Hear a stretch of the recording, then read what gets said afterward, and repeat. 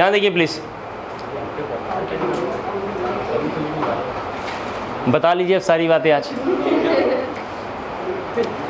रहा नहीं जा रहा है आपका।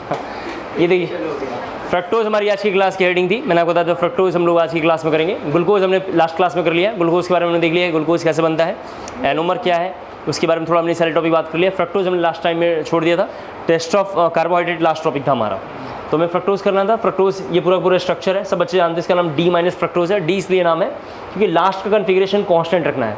मैंने बताया था ग्लूकोज और जो भी बनाना चाहते हैं आप, लास्ट को कॉन्स्टेंट रखना है, तो हमने ये कॉन्स्टेंट है, ये डी है। और लेबोरेटरी में पहले से एक्सपेरिमेंटल डिफाइन है कि फ्रक्टोज होगा लेफ्ट हैंड साइड में गया होगा। जैसे ग्लूकोज फिक्स है कि राइट हैंड साइड में आएगा क्योंकि वहाँ प्लस लिखा होगा, यहाँ माइनस रिप्रेजेंट कर रहा है कि हमेशा लेफ्ट में होगा। फिर मैंने बोला था कि लास्ट कायरल जो भी रहता है उसका लोन पेयर कार्बोनिल पर अटैक करेगा। एल्डिहाइड में कार्बोनिल यहाँ था, मतलब ग्लूकोज में एल्डिहाइड यहाँ था यानी कार्बोनिल यहाँ था, और फ्रक्टोज में या कीटोन में यहाँ पे है, तो यहाँ पर अटैक करेगा। तो बेसिकली इस तरीके से बन जाएगा, जो हमने बिल्कुल इस तरीके से पहले पिछले क्लास में थोड़ा पढ़ लिया है, तो ऐसा बन जाएगा।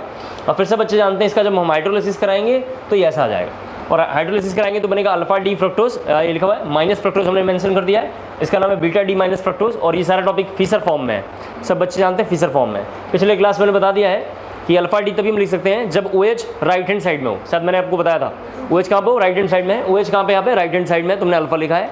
और यहाँ पे OH कहाँ है, लेफ्ट हैंड साइड में है, तुमने क्या लिखा है, बीटा डी लिखा है। ये बातें हमने पिछले क्लास में बात देखा था, ग्लूकोज के रिस्पेक्ट में देखा था, अब हमने फ्रुक्टोज के रिस्पेक्ट में बातें कर लिया। ठीक है, नेक्स्ट हेडिंग थोड़ा सा लिखना है, cyclic structure of fructose, cyclic structure of fructose, cyclic structure of fructose, cyclic structure of fructose. देखिए अगर साइक्लिक स्ट्रक्चर बनाएंगे तो मैं बीटा डी का बनाता हूँ, सब बच्चे देखें, सबको याद होगा, हमने बात कर लिया कि फ्रक्टोज जब भी बनाना है तो ऐसा बनाना है, फ्यूरेन लेके बनाना है। एक बार जरा बोर्ड पे देखें प्लीज़, ये हमें फ्यूरेन को लेकर बनाना है और पायरेन को लेकर हम ग्लूकोज को डिफाइन करते हैं। तो जब हम बनाएंगे तो सबको पता है कि यहाँ पे इस तरीके से ग्रुप रखेंगे हम लोग। देखिए जरा सा CH2OH, यहाँ पर हमने रखा OH, जरा सा बच्चे देखें यहाँ पे, फिर रखेंगे OH, यहाँ पे H, फिर OH, फिर H, इस तरीके से लिखा हुआ है, सब बच्चे देखें। और यहाँ पे CH2OH है और ये H लिखा हुआ है। यहाँ देखें 6 कार्बन, ये 1, ये 2, यहाँ देखा करें। आप लोग कुछ कहना चाह रहे हैं तो बताइए, सुन लेता हूँ। ये देखिए 3, 4, 5 और एक 6, ये 6 कार्बन है। ग्लूकोज में पायरेन बनता है, मैंने आपको पिछले क्लास बता दिया, ग्लूकोज में पायरेन बनाते हैं, हावर्थ उसका नाम था। और फ्रक्टोज में हमने बताया था कि इस तरीके से रखते हैं, इसका नाम फ्यूरेन है। फ्यूरेन में इस तरीके से बनता है, और पायरेन में हमने जो बताया था पिछले क्लास में, इसको हम लोग थोड़ा चेंज कर रहे थे, इस तरीके से लिख देता हूँ। ये पायरेन था, शायद आपको याद हो, इस तरीके से पायरेन था, ऐसा बना हुआ था। तो इसको लेकर हमने ग्लूकोज यूज़ किया है। अब हम लोग ये वाला देखेंगे, तो ये 6 कार्बन है, कैसे पता चलेगा ये क्या नाम है, तो इसके लिए इसका नाम वैसे है बीटा डी फ्रक्टोज, तो हम लिख देते हैं बीटा डी माइनस फ्रक्टोज। तो ये सब नाम हम कैसे याद रखा हमने, तो ये देखो ऐसे याद रखेंगे, इसमें सारे OH एक एरो पे होंगे, इसकी खासियत है सारे OH जो है एक एरो पे होंगे, तुमने एक एरो पे रिप्रेजेंट कर लिया है। और अल्फा डी बनाएंगे तो बिल्कुल सेम, यहाँ पे सब कुछ सेम होगा, यहाँ पे तो कोई फ़र्क ही नहीं पड़ने वाला है, ये सब कुछ सेम आ रहा है, बस यहाँ पे डाटा चेंज हो जाएगा और यहाँ पे आएगा CH2OH, यहाँ पे इस तरीके से रह जाएगा। बाकी सब कुछ सेम है, जो आप बनाना चाह रहे हैं बाकी सब कुछ सेम है, क्योंकि इसी पे केवल बदल रहा है। तो मैं समझाना चाह रहा हूँ कि ये पोजीशन दोनों का एनोमेरिक कार्बन होगा, इसकी नंबरिंग 1, 2, 3, 4, 5 और एक 6, तो ये इसका क्या होगा, एनोमेरिक पोजीशन होगा।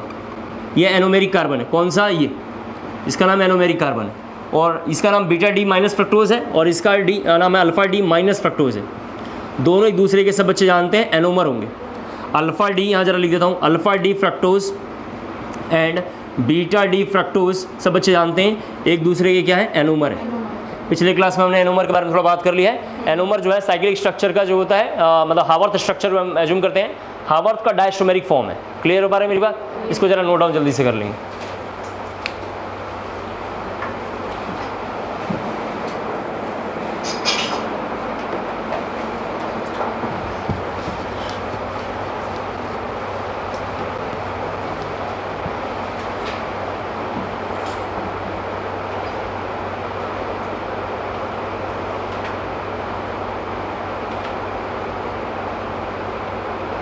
Alpha D glucose, beta D glucose anomer है। पास्ट ईयर्स में एनोमर से ईपीमर से क्वेश्चन बहुत ज़्यादा है, उसको देख लेंगे आप, ठीक है।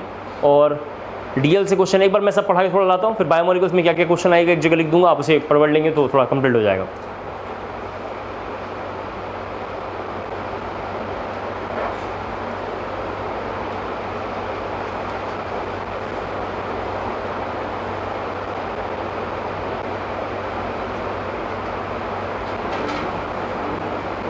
ठीक है। बीटा डी माइनस फ्रक्टोज हमने लिखा है, सारे OH एक एरो पे आएंगे, हमने एक एरो पे रिप्रेजेंट कर लिया है।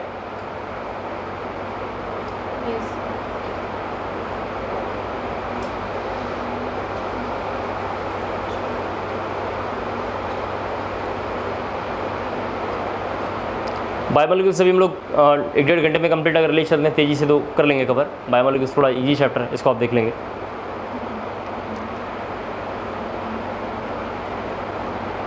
ठीक है जी, रफ करता हूँ इसे। नेक्स्ट इसका हेडिंग लिखना है म्यूटा रोटेशन। बोर्ड में सबसे ज़्यादा ये आता है और JEE में तो इसका कोई खास रोल नहीं है। म्यूटा रोटेशन नाम है, बस हम जरा समझ लेंगे म्यूटा रोटेशन है क्या। म्यूटा रोटेशन जब मैंने आइसोमरिज्म पढ़ाया है, इस चैप्टर को करने से पहले मैं बैच में बोलता हूँ कि आइसोमरिज्म बढ़िया से पढ़ना है। वहाँ पे इसका नाम है स्पेसिफिक रोटेशन, जिसको हम लोग अल्फा से रिप्रेजेंट करते हैं। आइसोमरिज्म इसका नाम स्पेसिफिक रोटेशन है, यहाँ पे आके इसका नाम होगा म्यूटा रोटेशन। जैसे आइसोमरिज्म में नाम था डायस्ट्रोमर, डायस्ट्रोमर का यहाँ पे नाम है ईपीमर, इसी का नाम है anomer. Anomer and epimer both are the diastereomeric form, whether one is the Fischer form और अदर जो हम बोल रहे हैं वो साइक्लिक है या हावर्थ फॉर्म है, आप जानते हैं अच्छे से। अगर हम म्यूटा रोटेशन के बारे में बात करें तो सब बच्चे देखें क्या है, ये एक ऑर्डिनरी लाइट था, पिछले क्लास में पढ़ा है। एक ऑर्डिनरी लाइट है जिसको हम निकोल्स प्रिज्म से पास करते हैं। एक ऑर्डिनरी लाइट मतलब जिसका डायरेक्शन लेस है, ये कैसा है, डायरेक्शन लेस है। आप देख सकते हैं यहाँ पे ये सब का सब डायरेक्शन लेस है। इसको हमने क्या किया, एक निकोल्स प्रिज्म से पास किया। ये एक निकोल्स प्रिज्म है, यहाँ पे देख सकते हैं आप, और इससे हमने पास किया। जब इधर लाइट आएगा तो इस लाइट का नाम होगा PPL। जब इधर ये लाइट आएगा तो इस लाइट का नाम है PPL and the PPL is the full form plane polarize light. ये हमने लास्ट क्लासेस में सब डिस्कस कर लिया है, इसका नाम है प्लेन पोलराइज लाइट। क्लियर हो गया। इसको जरा रफ करता हूँ, सब बच्चे देखें। फिर सबको याद होगा प्लेन पोलराइज लाइट को एक हम ऑर्गेनिक सॉल्यूशन लेते थे एक ट्यूब में। इस ट्यूब का नाम पोलारीमीटर ट्यूब है। ये सब मैंने एक बार आपको पढ़ाया है, दोबारा यहाँ थोड़ा जल्दी से रिकॉल कर रहा हूँ ताकि वो क्लियर हो पाए। पोलारीमीटर ट्यूब इसका नाम है। जब सोल्यूशन पास करेंगे तो यहाँ सोल्यूशन बाहर निकलेगा, एक बंदा हमारे यहाँ माइक्रोस्कोप पे देखेगा। अगर लाइट रोटेट नहीं किया है तो इसकी आंखों पे बैंड आएगा, वाइट बैंड आएगा, और ये ऑप्टिकली इनएक्टिव होगा। ये बेसिकली ऑप्टिकली इनएक्टिव होगा, सब बच्चे जानते हैं ये इनएक्टिव होगा। अगर लाइट रोटेट कर गया होगा ऊपर या नीचे आ गया होगा तो हम बोलते थे एक्टिव है, ये ऑप्टिकली एक्टिव है। आप जानते हैं, इस तरीके से मैंने लिख दिया, ये ऑप्टिकली एक्टिव है। अब लाइट अगर ऊपर गया होगा, मान लेते हैं लाइट ऊपर जाएगा, तो मैंने पिछले क्लास में बताया था कि ऊपर में पूरा वाइट हो जाएगा, एक लेयर दिखाई देगा, लाइट कलर दिखाई देगा। यहाँ पर अंधेरा होगा तो ये क्या करेगा, माइक्रोस्कोप को घुमाएगा और घुमा के ऊपर लेके जाएगा और देखिएगा कहाँ पे है। तो लाइट जितनी डिग्री पे होगा, जितने एंगल पे ऊपर होगा, उसी एंगल का नाम है स्पेसिफिक रोटेशन। उस एंगल का नाम है स्पेसिफिक रोटेशन, और उसी को नाम ला के यहाँ पर रख दिया है म्यूटा रोटेशन। ठीक है, क्लियर हो गया। ये जरा कॉपी कर ले पहले, फिर जरा मैं म्यूटा रोटेशन आपको लिखवा देता हूँ जो बायोमोलिक्यूल्स में है। ये रफ कर लेता हूँ।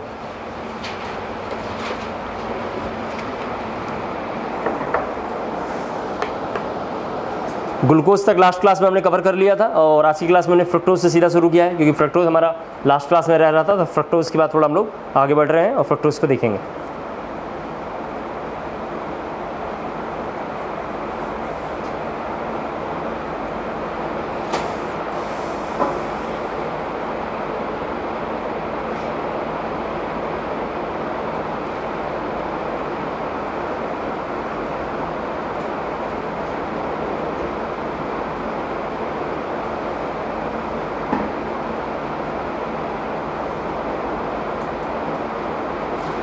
म्यूटा रोटेशन के डेफिनेशन से बोर्ड में क्वेश्चन आता है, बाकी इसके अलावा म्यूटा रोटेशन से कहीं क्वेश्चन नहीं आएगा।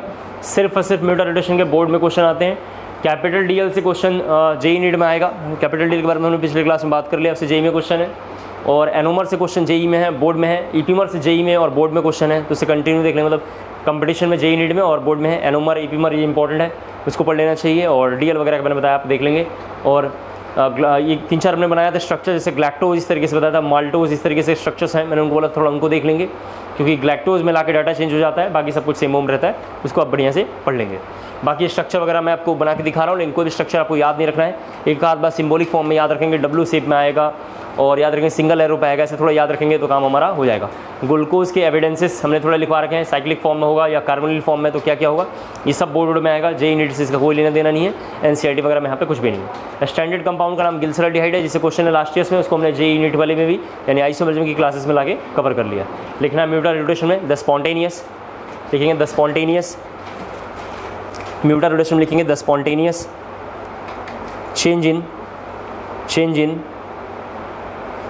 change in a specific rotation, change in a specific rotation, value of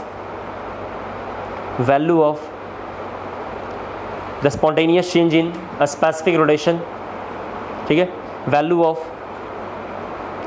N optically active, value of N optically active compound, value of optically active compound is known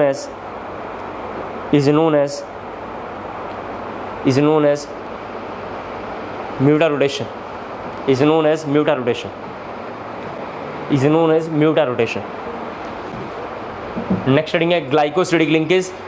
glycosidic linkage से ज़्यादातर question board में है, 12th board में, लेकिन glycosidic linkage अगर हम नहीं करेंगे तो रिड्यूसिंग शुगर हमसे नहीं हो पाएगा, और रिड्यूसिंग शुगर जेई और नीट में आता है, तो हम लिखेंगे अगली heading glycosidic linkage. Glycosidic linkage सभी बच्चे यहाँ देखें, ग्लाइकोसिडिक लिंकेज क्या है। अगर आपने कोई कार्बोनिल ग्रुप लिया, यहाँ देख लें, अगर आपने कोई कार्बोनिल ग्रुप लिया और इस पर आपने H+ और ROH ले लिया, तो इधर जाके बनेगा C एक OH, यहाँ जरा देख लें, और एक बनेगा OR। तो ये जो लिंकेज निकल के आ रहा है इसी का नाम है ग्लाइकोसिडिक लिंकेज। ग्लाइकोसिडिक लिंकेज इसका नाम है, ये जरा कॉपी करना है, इसका नाम है ग्लाइकोसिडिक लिंकेज। थोड़ा देखना ये आ रहा है उसमें, इसका नाम है ग्लाइकोसिडिक लिंकेज। फॉर एग्जाम्पल सब बच्चे यहाँ पे देखेंगे, इसी को ले लेते हैं एग्जाम्पल। ये सब मैंने बीच में कौन कौन आता है आपको पता है अच्छे से, थोड़ा और पढ़ा दूंगा आपको, चिंता की कोई बात नहीं है। और यहाँ पे H और यहाँ पे OH था, इसका नाम सब बच्चे जानते हैं, इस पोजीशन का नाम है एनोमेरिक हाइड्रोक्सिल ग्रुप। इस पोजीशन का नाम है, हमने पिछले क्लास में बात किया है, एनोमेरिक हाइड्रोक्सिल ग्रुप इसका नाम है, हाइड्रोक्सिल ग्रुप है। सर एनोमेरिक नाम क्यों है? क्योंकि इसी पोजीशन पे दूसरा फॉर्म में कोई चेंजेस हो रहा है। कौन से फॉर्म में? अल्फा से बीटा या बीटा से अल्फा में। फिर सब बच्चे जानते हैं यहाँ पे H+ लेंगे और ROH रखेंगे। ये सब बायो वाले इतने डिटेल में नहीं पढ़ाते हैं क्योंकि उनके सिलेबस में है ही नहीं, तो कैसे पढ़ा पाएंगे। इसको जरा हम देखेंगे, और जब हमारा पोर्शन भी बायोलॉजी वाला होगा उसको हम लोग स्किप कर देंगे। यहाँ पे जैसे लिखेंगे CH2OH, और यहाँ पे ये हाइड्रोजन पहले से है, यहाँ पे देखें आप, ये O और R, ये जो नया लिंकेज फॉर्म हुआ है इसका नाम है GL, ग्लाइकोसिडिक लिंकेज इसका नाम है। इस लिंकेज का नाम है ग्लाइकोसिडिक लिंकेज। ग्लाइकोसिडिक लिंकेज वहाँ फॉर्म होगा जहाँ पे एनोमेरिक हाइड्रोक्सिल ग्रुप होगा और वहाँ पे वो ईथर बना रहा होगा। जनरली यहाँ पे ईथर बना हुआ है, तो ईथर जहाँ फॉर्म होगा ग्लाइकोसिडिक लिंकेज है।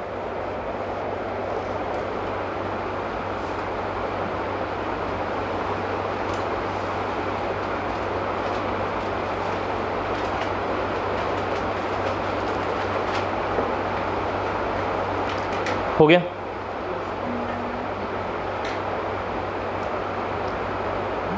दोनों दो कंपाउंड लिखना है, दोनों सामने सामने लिखेंगे हम। एक जगह लिखना है रिड्यूसिंग शुगर, दूसरे साइड में लिखना है नॉन रिड्यूसिंग शुगर, ठीक है। एक जगह लिखना है रिड्यूसिंग शुगर, दूसरे साइड में लिखना है नॉन रिड्यूसिंग शुगर। बायोमोलिक्यूल्स और जेई मेंस में क्वेश्चन आता है और नीट में क्वेश्चन है, और पॉलीमर से भी नीट में और बायोमोलिक्यूल्स में ज़्यादा क्वेश्चन, मतलब ये नीट और जेई में ज़्यादा क्वेश्चन है। बायोमोलिक्यूल्स पॉलीमर से इनसे ज़्यादा क्वेश्चन है जेई नीट में, जेई मेंस और नीट में, ठीक है। तो हमारा पहला हेडिंग है रिड्यूसिंग शुगर, उसी के जस्ट सामने लिखेंगे नॉन रिड्यूसिंग शुगर। हम दोनों कंपेयर करना चाहते हैं, reducing sugar, non reducing sugar. Class 12 board में रिड्यूसिंग और नॉन रिड्यूसिंग से हर साल क्वेश्चन है। पिछले 10-12 साल से तो मैं ही देख रहा हूँ, हर साल क्वेश्चन रहता है। बहुत आसान चैप्टर है, बच्चे पढ़ नहीं पाते हैं, तो ये है। लेकिन जेई में भी इससे कंटिन्यू क्वेश्चन है, तो जेई में रिड्यूसिंग नॉन रिड्यूसिंग से पूछा हुआ है। आप अगर नीट का सैंपल पेपर उठा के देखेंगे या PYQ उठा के देखेंगे तो करीबन 10 बार तो नॉन रिड्यूसिंग और रिड्यूसिंग से क्वेश्चन है। मैंने ये पढ़ाते टाइम बच्चों को देखा है। तो रिड्यूसिंग शुगर में लिखना है, नाम से पता चल रहा है कि ऐसा शुगर जो रिड्यूस कर दे, समझ रहा है मेरी बात, इसको रिड्यूस कर दे। टॉलरेंस रिएजेंट को, फैलिंग को, बेनेडिक्ट को, इस तरीके से बुक्स में लिखा हुआ मिलेगा।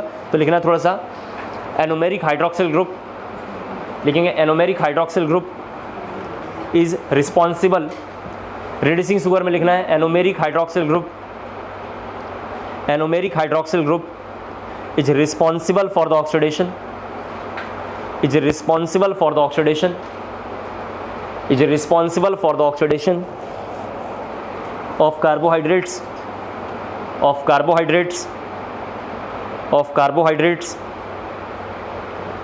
of carbohydrates, and if anomeric hydroxyl group, and if anomeric hydroxyl group is present, then it is known as reducing sugar, then it is known as reducing sugar, then it is known as reducing sugar। Non reducing में लिखना एक line, if anomeric hydroxyl group if anomeric hydroxyl group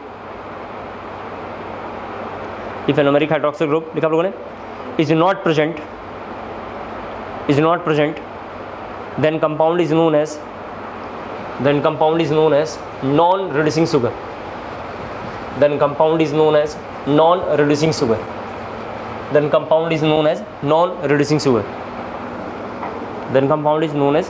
sugar. मैंने एक बार पीछे जरा एक topic पढ़ाया, जरा वहाँ पे आ जाए, classification of carbohydrates. Last class में यानी पहले क्लास में जब हमने बायोमोलिक्यूल्स पढ़ाया था, सेकंड लेक्चर है, तो फर्स्ट लेक्चर में हमने जब पढ़ाया था तो टाइप्स ऑफ कार्बोहाइड्रेट पढ़ाया था। वहाँ पे जरा देखेंगे तो वहाँ पे लिखा होगा, एक तो कार्बोहाइड्रेट का हमने लिखा होगा टाइप्स ऑफ यूनिट, मतलब unit on the basis of unit के बेसिस पर हमने लिखवाया होगा।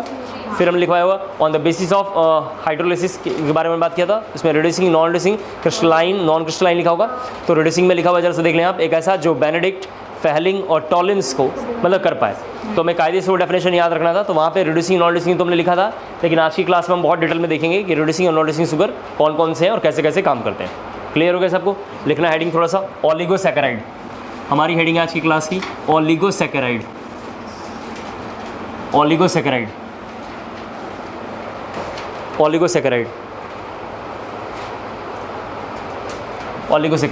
मैंने पिछले क्लास में भी बताया था कि हम सबसे ज़्यादा जो ओलिगोसैकेराइड आप सबको बच्चों को पता है कि 2 to 10 यूनिट में ब्रेक करता है। ये 2 to 10 यूनिट क्या होता है सर? मैंने आपको लास्ट क्लास में बताया था कि कंटेनर में पानी लेंगे, जरा देख लें आप, और इसमें आपने कोई सैकेराइड या शुगर डाला, शुगर सैकेराइड ये सब एक ही बातें हैं, कार्बोहाइड्रेट सब एक ही वर्ड है। जैसे इसको पानी में डालेंगे तो मैंने बताया था कि 2 यूनिट में ब्रेक कर जाएगा तो नाम होगा डाईसैकेराइड। आप जानते हैं 2 यूनिट में ब्रेक कर जाएगा तो नाम है डाईसैकेराइड्स। इसके बाद 3 यूनिट में अगर मान लेते हैं ब्रेक करता है तो ट्राईसैकेराइड, 4 में ब्रेक करता है तो टेट्रासैकेराइड, एंड फर्दर 10 तक ब्रेक कर सकता है। मैंने आपको बताया 10 तक कर सकता है, लेकिन ये सब काम का नहीं है। हमारे सिलेबस में डाईसैकेराइड बहुत ज़्यादा है, तो हम लोग डाईसैकेराइड को बहुत बढ़िया से करेंगे। क्लियर हो गया? डाईसैकेराइड आपको सीधा सीधा याद रखना है, जो बहुत ज़्यादा इंपॉर्टेंट है। इससे प्रीवियस इसमें फ्रिक्वेंटली क्वेश्चन है, मतलब कोई ऐसा साल नहीं जैसे इससे क्वेश्चन आया वो। तो डाईसैकेराइड हमारी हेडिंग, इतनी बातें जरा जल्दी से नोट कर लें। और डाईसैकेराइड में यहाँ पे जैसा लिख देता हूँ कि डाईसैकेराइड सब बच्चे देख लें, और इसको हमने हाइड्रोलिसिस कराया तो इधर जाके ये A+B 2 मान लेते हैं, 2 यूनिट में ब्रेक करेगा। ये जरा कॉपी कर लो, फिर मैं जरा एग्जाम्पल एक इंट्रोड्यूस करता हूँ। सबसे पहला एग्जाम्पल है सुक्रोज। सुक्रोज का जब हम हाइड्रोलिसिस कराएंगे, सब लोग यहाँ देखें, सुक्रोज का जब हम हाइड्रोलिसिस कराएंगे तो इधर जाके बनता है अल्फ़ा डी, सब बच्चे देखें, अल्फ़ा डी प्लस ग्लूकोज, अब प्लस इधर आएंगे तो एक और पार्ट में ब्रेक करता है, उसका नाम है बीटा डी माइनस फ्रक्टोज। थोड़ा एक बार देखेंगे तभी समझ में आएगा, otherwise reducing sugar, non reducing आपको क्लियर नहीं होगा। तो 1-2 बार ये भी क्वेश्चन पूछा हुआ है। इससे क्या क्या क्वेश्चन आएगा? एक तो डाईसैकेराइड, दूसरा जो क्वेश्चन है मैं इधर पढ़ा तो रहा हूँ, लेकिन आपको ये काम है, होमवर्क है, पढ़ाने के बाद आप खुद कर लेंगे। ये इधर जैसे सुक्रोज हो गया, जरा देख लें आप, ठीक है, ये लिख देता हूँ, सुक्रोज है। इसी तरीके से एक माल्टोज है, एंड फर्दर सो ऑन जितने हैं। इसको हाइड्रोलिसिस में डालेंगे तो इधर कितने पार्ट में ब्रेक करेगा, उस यूनिट का नाम आपको याद रखना है। जैसे यहाँ पे देखो 2 यूनिट में ब्रेक किया, एक अल्फा डी ग्लूकोज और बीटा डी माइनस फ्रक्टोज, ये आपको लर्न करना है। यहाँ से प्रीवियस में मेडिकल में और जेई में क्वेश्चन है। तो दूसरा ये कि ये फेमस है, मतलब इससे ज़्यादा क्वेश्चन है, ज़्यादातर जेई मेंस में और मेडिकल में क्वेश्चन है। जैसे मैंने आपको यहाँ समझाया है, अभी इसको और अच्छे से पढ़ाता हूँ, फिर रिड्यूसिंग शुगर क्लियर होगा। तो मैं जब ये 2 पार्ट अगर ब्रेक कर गए होंगे, सब बच्चे देखें, तो अगर मैं बनाऊँ अल्फा डी ग्लूकोज, तो सबको याद होगा अगर अल्फा डी ग्लूकोज बनाना है तो इस तरीके से लेना पड़ेगा, और सबको शायद याद होगा कि नीचे H और यहाँ पे CH2H। देख लीजिए जरा से, यहाँ पे इस तरीके से लिखेंगे। बीच का ग्रुप हम छोड़ देते हैं, एक बार बोर्ड देखिए, बीच का ग्रुप छोड़ देते हैं, काम का नहीं है। और आपको याद होगा OH अगर यहाँ लिख रहे थे, जरा सब बच्चे देखें, तो 2 OH सेम डायरेक्शन में था, तो बीटा नाम था इसका पिछले क्लास में। जब फिगर जाके देखेंगे शायद alpha D glucose beta D glucose का 2 OH सेम डायरेक्शन में था, तो हमने H यहाँ रख दिया और OH हमने यहाँ रख दिया, तो इसका नाम बना अल्फा डी। और ऑलरेडी फिक्स है कि ये प्लस है, क्योंकि लेबोरेटरी में पहले से ही किया जा चुका है, ये फिक्स है कि ये ग्लूकोज है। प्लस में बीटा डी बनाऊंगा तो सब बच्चे जानते हैं हमें ऐसा लेना पड़ेगा, क्योंकि इस पे लिखा हुआ है यहाँ पे बीटा डी माइनस फ्रक्टोज, तो फ्रक्टोज के लिए ये स्ट्रक्चर चाहिए, जिसको हमने देख लिया यहाँ पे। फिर सब बच्चे जानते हैं कि ये इस तरीके से रहेगा, सब बच्चे यहाँ पे देख लें जरा सा। और यहाँ पे जब हम बना रहे थे बीटा डी, तो शायद जब ध्यान से देखेंगे तो यहाँ CH2OH हो गया, देख लीजिए, और ये H हो गया जो हमने लिख दिया है। यहाँ पोजीशन पे देख लीजिए ध्यान से, यहाँ पे CH2OH जब हम लिखेंगे तो बीटा फॉर्मेट में सारे OH सेम डायरेक्शन में थे, अगर आपको याद होगा तो OH यहाँ आ जाएगा, सब लोग देख लीजिए, और नीचे में CH2OH हो जाएगा। कर लेंगे शायद हमारे हिसाब से। इतनी बातें जरा नोट कर लीजिए, फिर मैं रफ करके और अच्छे से आपको बताता हूँ रिड्यूसिंग शुगर अब कैसे पहचानेंगे एग्जामिनेशन में। इसको जरा जल्दी से एक बार कॉपी कर लीजिए।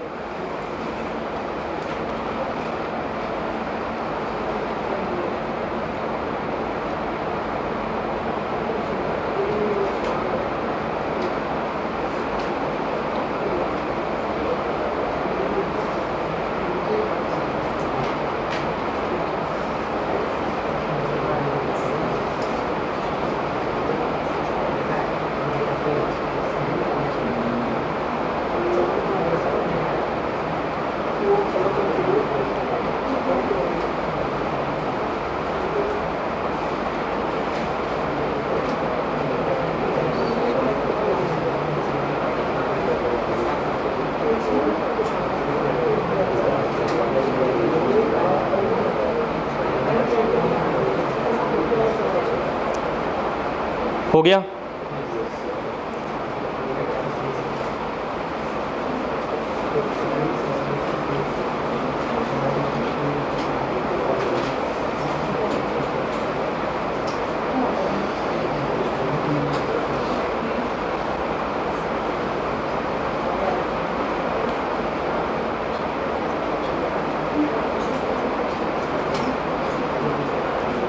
लिख दिया होगा आप लोगों ने?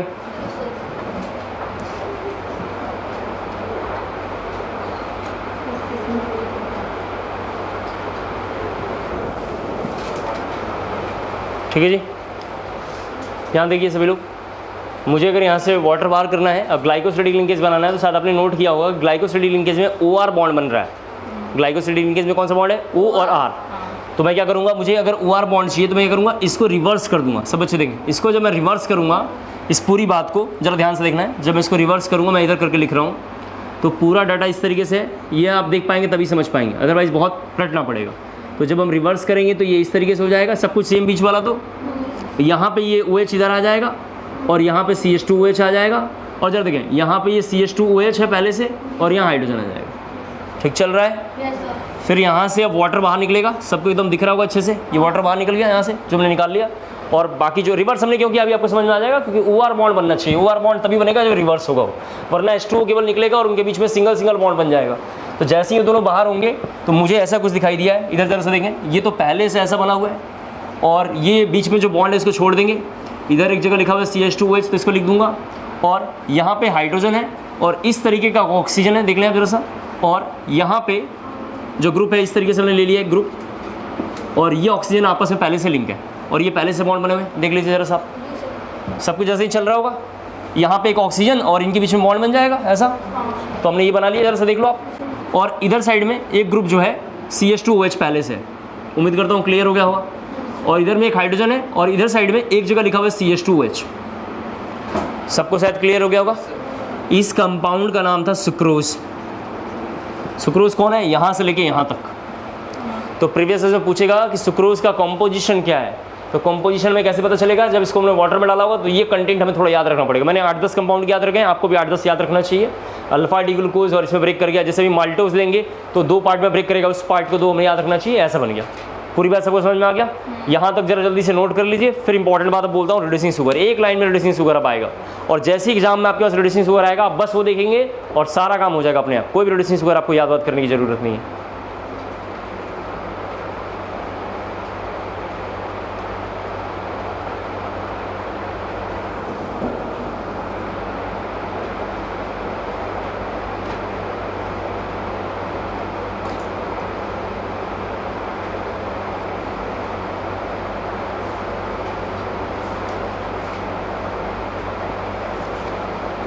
हो गया?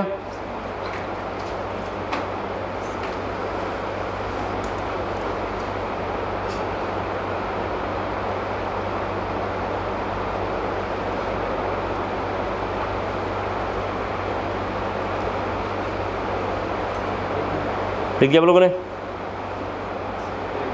बीच के कंटेंट लिखने की कोई जरूरत नहीं, हमने सीधा बताया, ये लिंकेज हो गया। इस लिंकेज का नाम ग्लाइकोसिडिक लिंकेज, आप जानते हैं, ये जो बॉन्ड बना हुआ है इसका नाम है ग्लाइकोसिडिक लिंकेज। कोई पूछेगा 1 कौन सा है, कौन सा लिंकेज है सर, तो 1,4 यहाँ पे देखें, और अल्फा, बीटा GL है यहाँ पे।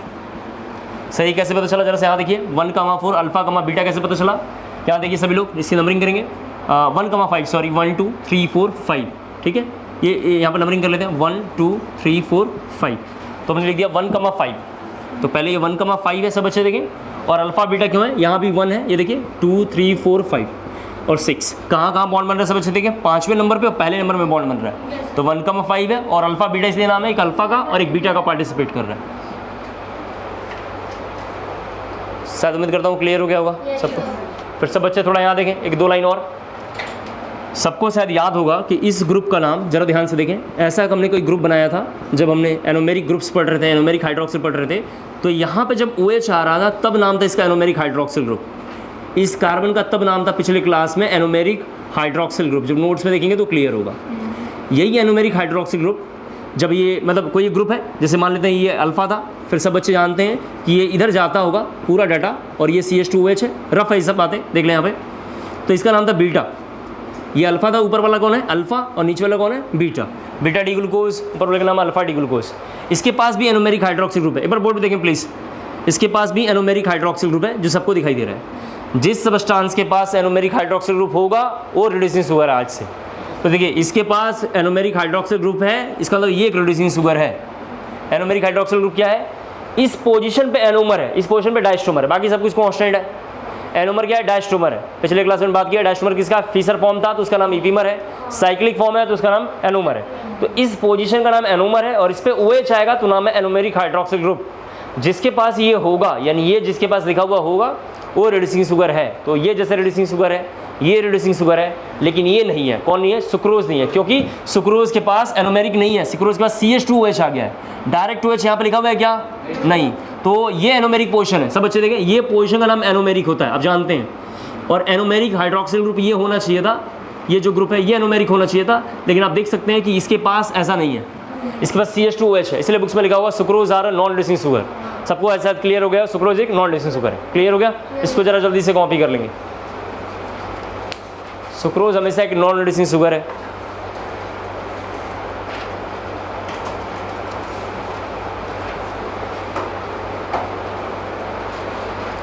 रिड्यूसिंग शुगर के बारे में मैंने बता दिया। एनोमेरिक हाइड्रोक्सिल ग्रुप मस्ट, ये बहुत इंपॉर्टेंट है। एक बार मैं सब पढ़ाने के बाद लिखवा भी दूंगा कि कौन कौन एनोमेरिक हाइड्रोक्सिल ग्रुप रख सकता है या किसकी औकात है रिड्यूसिंग शुगर में रखने की। एक लिस्ट बना लेंगे, तो आप उस लिस्ट को भी रट लोगे तो काम चल जाएगा। लेकिन बोर्ड में ये जनरली पूछते हैं रिड्यूसिंग शुगर डेफिनेशन वगैरह, तो मैंने लिखवा दिया है। और कंपीटिटिव एग्जामिनेशन में पूछते हैं इनमें से कौन सा रिड्यूसिंग शुगर है, इनमें से डिजॉल्व करेंगे तो कौन से 2 कंपोनेंट होंगे, ऐसे क्वेश्चन आते हैं। आप देखेंगे तो क्लियर हो जाएगा।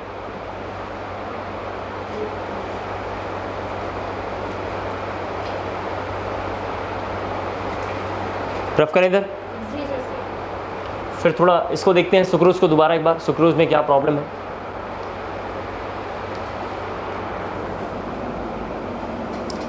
एक प्रीवियस में क्वेश्चन पूछा हुआ इन्वर्ट शुगर, जरा लिख लेंगे। इन्वर्ट शुगर अभी मुझे याद आया है।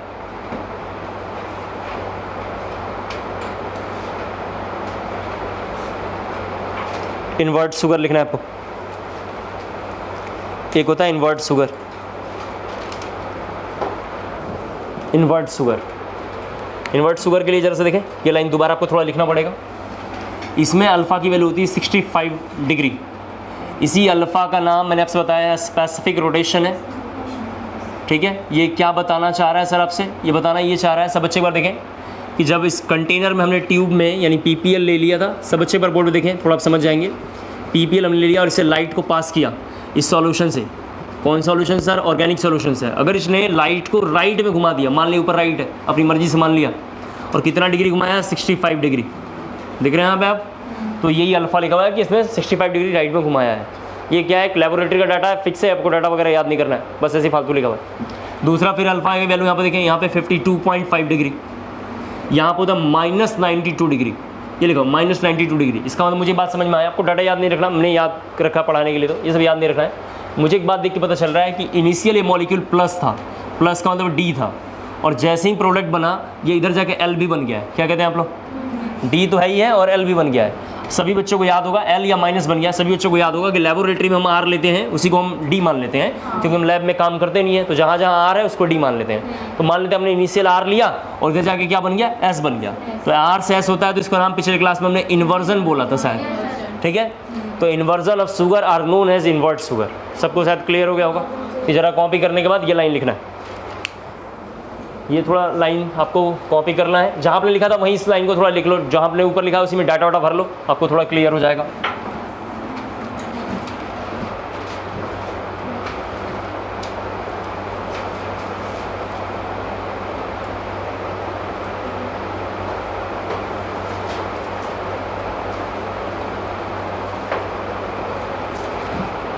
ये रफ करो, मैं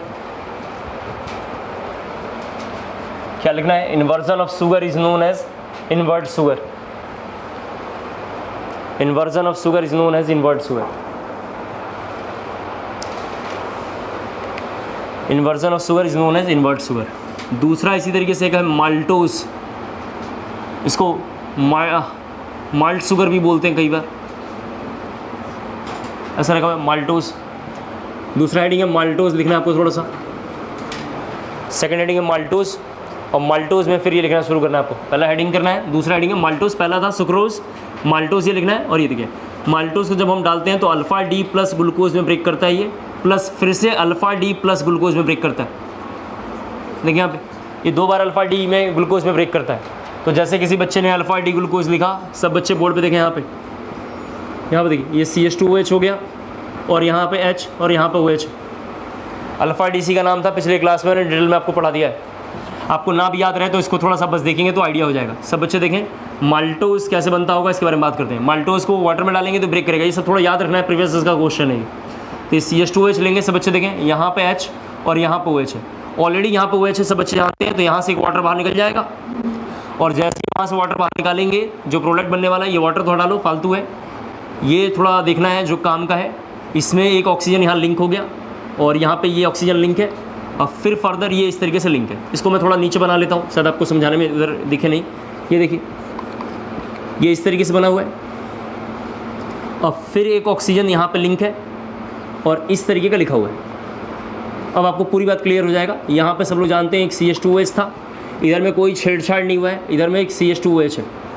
सही है जी, बाकी कोई डाटा छेड़छाड़ नहीं है। मुझे दिखाई दे रहा है कि इसमें भी कोई डाटा में छेड़छाड़ नहीं हुआ है, और यहाँ पे देखूंगा तो अब मुझे दिखाई दे रहा है एनोमेरिक हाइड्रोक्सिल ग्रुप है। क्या कहते हैं आप लोग? एनोमेरिक हाइड्रोक्सिल ग्रुप यहाँ पे एनोमेरिक हाइड्रोक्सिल ग्रुप है, तो हम बोल सकते हैं कि माल्टोज एक हमारा रिड्यूसिंग शुगर है। तो एग्जामिनेशन में सब आता है, ये सब बायो में भी वो लोग पढ़ाते होंगे शायद, पता नहीं एग्जैक्ट, लेकिन इतना डिटेल में पढ़ाना चाहिए ताकि बच्चे अच्छे से कर पाए। NCERT में इसका नामो निशान नहीं है, इतना डिटेल में नहीं है, सब लिखा हुआ है, बच्चे इसको रट पाते हैं। तो आप ये लिख लेंगे और लिखेंगे एनोमेरिक हाइड्रोक्सिल ग्रुप होने की वजह से जो माल्टोज है रिड्यूसिंग शुगर है। स्ट्रक्चर हमें याद नहीं करना है, स्ट्रक्चर किसी काम का नहीं है, आपको सीधे याद रखना है ये है कि नहीं है। तो अगर मान लेते स्ट्रक्चर याद नहीं रहा हो तो ऑप्शन रहता है वहाँ, तो 2 चॉइस है, या तो पढ़ के आइए या हनुमान जी का नाम लेकर टिक करिए। तो अगर पढ़ के आने का मतलब 4 ऑप्शन में दिया हुआ होगा तो ये सीधा ढूंढ लेंगे और टिक कर लेंगे, और नहीं तो ये जनरली हमें याद रखना पड़ता है। ये हमने याद रखा है तो आपको भी याद रखना पड़ेगा। तो जिसका प्रेफरेंस है आप देख लेंगे उसके हिसाब से।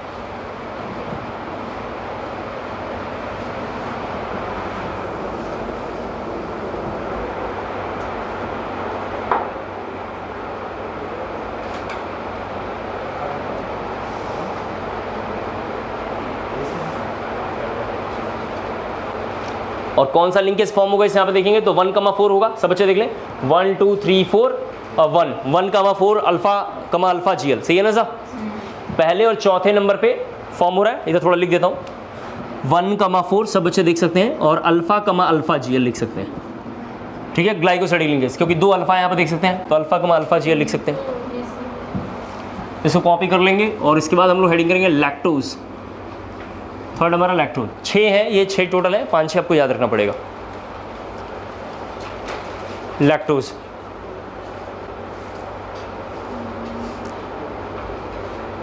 लैक्टोज सभी बच्चे जानते हैं, जो भी बच्चे न्यू बेबी बॉर्न होते हैं, एनिमल या ह्यूमन किसी का भी हो, उसके पास तो ये पहले से रहता है। ठीक है, ये एक एंजाइम है, लैक्टोबैसिली उसका नाम है, ये सबके पास रहता है। धीरे धीरे ये जैसे बढ़ने लगती है, आप अपने मिल्क की क्वांटिटी कम करने लगेंगे तो एंजाइम शायद डेड कर जाता होगा या चला जाता होगा, पता नहीं एग्जैक्ट क्या है, लेकिन धीरे धीरे जो लोग की एज बढ़ जाती है, ज़्यादा अनाज खाने लगते हैं, ठीक है, और मिल्क वगैरह लेना कम कर देंगे, वो लोग धीरे धीरे एज के हिसाब से दूध को डाइजेस्ट नहीं कर पाते हैं। ठीक है, तो हमने लैक्टोज को थोड़ा सा लेके देखेंगे। लैक्टोज में क्या होता है, जब लैक्टोज को हम वाटर में डालेंगे, जब इस कंपाउंड को जब हम वाटर में डालेंगे, अब सब बच्चे यहाँ पर देखें तो ये बनता है beta D plus glucose, beta D plus glucose, और फिर बनेगा beta D plus glucose plus glucose. Of course इसमें जाहिर सी मैं इसका स्ट्रक्चर नहीं बना रहा हूँ, आप वो घर पे बना लेना, स्पेस थोड़ा छोड़ देना इसके लिए, छोड़ देना। ये कहाँ से बनेगा, अगर जैसे कोई बोलता है कि सर बना के बताइए तो ज़रा एक बार बना भी देते हैं, नहीं तो कोई फिर पूछेगा। सब बच्चे देखें यहाँ पे तो CH2OH होगा और यहाँ भी OH होगा। सही है सर? फिर जब मैं इधर बनाऊँगा, यहाँ थोड़ा बोर्ड पर देख लीजिए, यहाँ पर सब कुछ सेम चल रहा है, ठीक है, और यहाँ पर CH2OH बनेगा, आप जानते हैं अच्छे से, और यहाँ पर OH और H बनेगा। सही है सर? इनके बीच में बॉन्ड बन गया होगा, इनके बीच में जो आप देखेंगे तो इनके बीच में बॉन्ड बन जाएगा। सब लोग शायद समझ पा रहे हैं। और मुझे बॉन्ड तो बनाना नहीं था, ये समझाने के लिए लिखा मैंने। मेरा मेन जो इंपॉर्टेंट बात था समझाना ये था कि इसमें OH है, that is anomeric hydroxyl group. Anomeric hydroxyl group क्या है, इसके जस्ट सामने OH होना चाहिए, इसके जस्ट सामने OH है, इसका मतलब रिड्यूसिंग शुगर है। तो maltose is also reducing sugar. सबको शायद क्लियर हो गया हुआ, ठीक है? तो लिखेंगे, हाँ लिखेंगे। और कौन सा इसमें बनेगा, तो 1,4 सब बच्चे देखें यहाँ पे लैक्टोज सॉरी 1,4 देखें सभी बच्चे 1 2 3 4 है, 1 2 3 4 5 और 6, ये 5 और 6, तो 1,4 बीटा कमा बीटा, दोनों बीटा है, ठीक है। 1,4 बीटा कमा बीटा GL बनेगा, ग्लाइकोसिडिक लिंकेज बनेगा। और सभी बच्चे ये देख पा रहे हैं लैक्टोज एक जो है लिख सकते हैं वहाँ पे रिड्यूसिंग शुगर है, लैक्टोज एक रिड्यूसिंग शुगर है। कर लेंगे साथ हमारे हिसाब से। नेक्स्ट हेडिंग लिखेंगे सेल्यूलोज, सेल्यूलोज, इसको जल्दी से कॉपी कर लो आप, फिर थोड़ा हम पॉलीसेकेराइड के बारे में ज़रा बात करेंगे।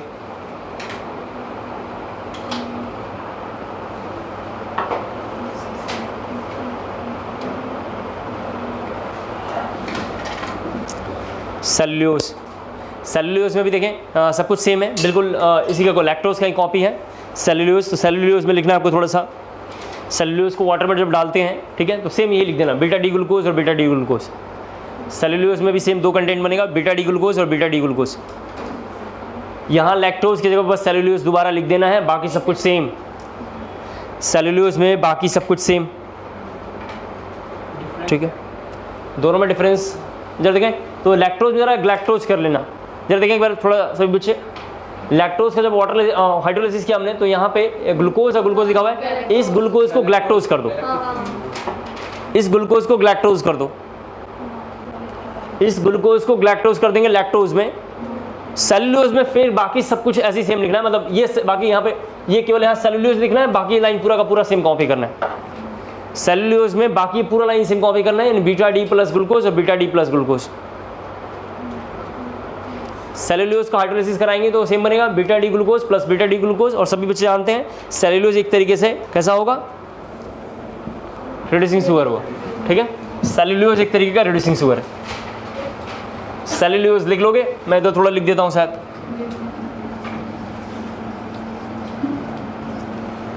सेल्यूलोज इसका नाम है।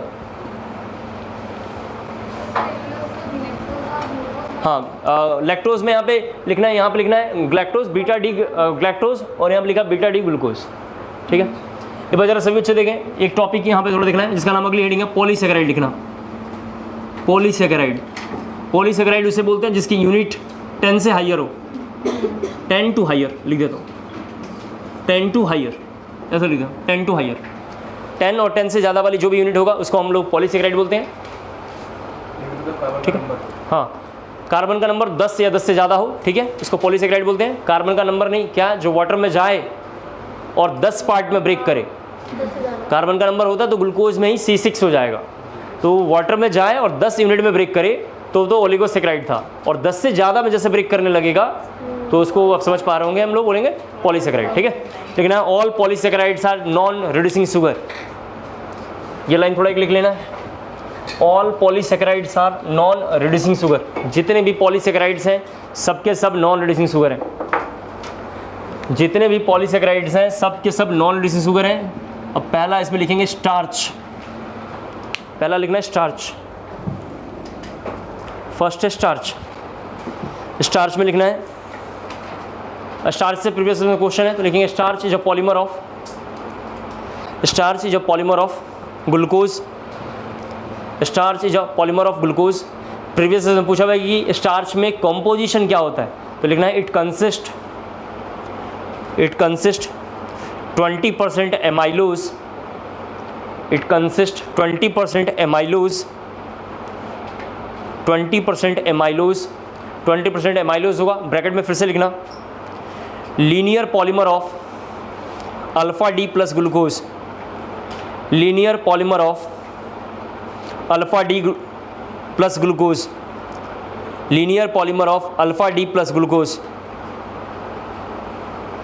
हैविंग, इसमें लिखना having linear polymer of alpha D plus glucose having 1,4 GL, having 1,4 GL, 1,4 glycosidic linkage, 1,4 GL, ठीक है। फिर ब्रैकेट क्लोज करके लिखना and 80% amylopectin, and 80% amylopectin, and 80% amylopectin, amylopectin PECTINE, amylopectin.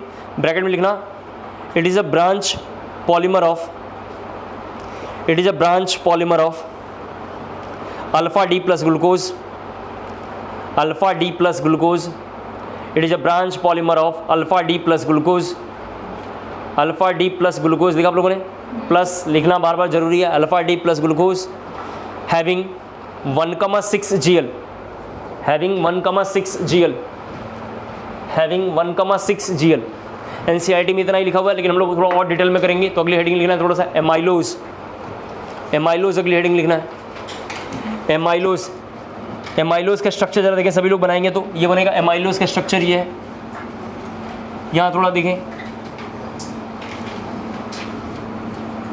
ठीक है, और बाकी इस तरीके से लिख देते हैं, ठीक है, जरा देखें ये इस तरीके से लिख देते हैं, ठीक है, ये N लगा देते हैं, ये देखें आप 1,4 GL है, शायद आप समझ पा रहे होंगे आप लोग, ये सब हमने देख लिया। और यहाँ पे लिखा हुआ CH2OH, यहाँ पे लिखा हुआ CH2OH, और यहाँ पे लिखेंगे CH2OH, ठीक है। ये देखिए 1 2 3 4, आप देख सकते हैं 1 2 3 4, आप कहीं भी देखेंगे 1,4 GL है, सही है साहब, ये नोट करना जरा सा, ये माइलोज का स्ट्रक्चर है।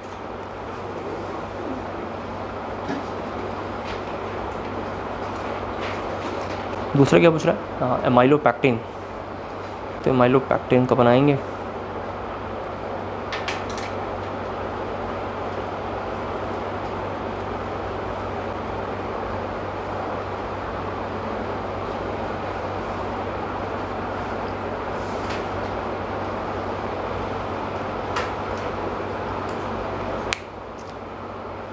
ये आगे और भी चल रहे हैं, N लगा है पॉलीमर के लिए, बहुत सारे हैं,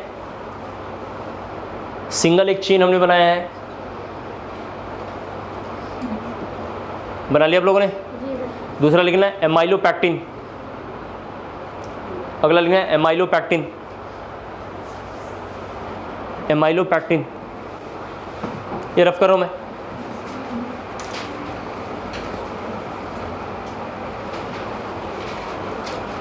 ठीक है। एमाइलोपैक्टिन सब लोग जरा देखें फिर से एक बार, पहले देख लो, थोड़ा आइडिया आ जाएगा आपको कि एमाइलोपैक्टिन में क्या चल रहा है।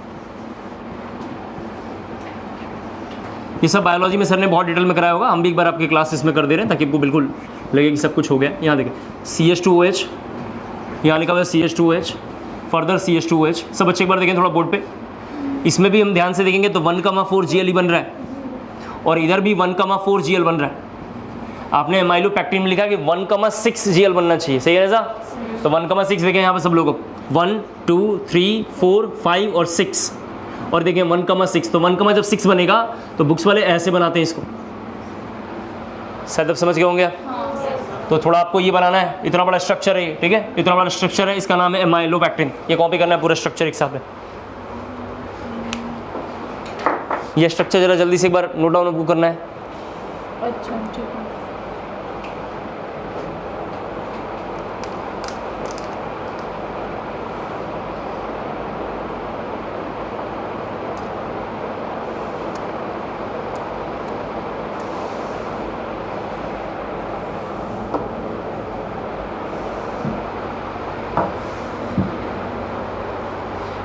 प्रीवियस ईयर्स में जो क्वेश्चन है जेईई और नीट में, उसमें देखेंगे पूछा हुआ है कि स्टार्च का कॉम्पोजिशन क्या होता है, तो 20% एमाइलोज एंड 80% एमाइलोपैक्टिन। एक बार प्रीवियस में क्वेश्चन पूछा है कि एमाइलोज में कौन सा बॉन्डिंग होता है, तो 1,4 GL। एक बार पूछा है एमाइलोपैक्टिन में कौन सा बॉन्ड होता है, तो 1,6। ये थोड़ा हमने एक बार एक ही जगह मेंशन करके लिखवा दिया। जो प्रीवियस में बोल रहा हूँ बार बार, उसको थोड़ा देख लेना चाहिए, उसी से क्वेश्चन आते हैं तो आप उसको ईजिली कर पाएंगे।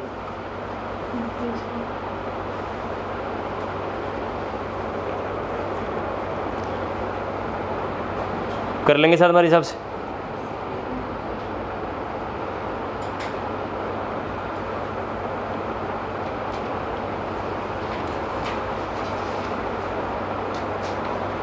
हो गया एमाइलोज एक एमाइलोपैक्टिन, दूसरा एक और कर लेना चाहिए, लिखना है सेल्यूलोज,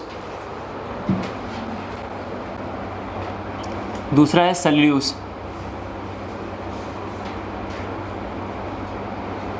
सेल्यूलोज में लिखना है it is a polymer of beta D glucose, it is a polymer of beta D glucose having having 1,4 Gl, having 1,4 Gl. It is a polymer of beta D glucose having 1,4 Gl, having 1,4 Gl, having 1,4 Gl. यहाँ सब लोग देखें, यहाँ लिखेंगे CH2H, board पे थोड़ा एक बार देखें, CH2H, यहाँ है CH2H. तो आप जानते हैं इधर तो एक ऑक्सीजन ऐसे निकला होगा, ये पॉलीमर है तो N. यहाँ देखें, आपको याद होगा ये OH ऊपर रहता था, बीटा डी ग्लूकोज में OH ऊपर था और H नीचे था. तो जब इसने बॉन्ड बनाया होगा तो मुझे दिखाई देगा हाइड्रोजन तो नीचे रह जाएगा और इनके बीच में जो बॉन्ड लगेगा वो ऑक्सीजन के साथ इस तरीके का रहेगा. सही है ऐसा? फिर इनके बीच में भी जो बॉन्ड होगा वो इस तरीके का होगा. अब फिर इसके बीच में जो ऑक्सीजन होगा वो इस तरीके का होगा. उम्मीद करता हूँ क्लियर हो गया होगा. ये स्ट्रक्चर ज़रा जल्दी से कॉपी करना है सेलुलोज में. आपकी जैसे मर्जी वैसे बना लें, हमारे पास स्पेस कम था तो हमने ऐसे बना दिया. ठीक है, ताकि पूरा इमेज आ जाए.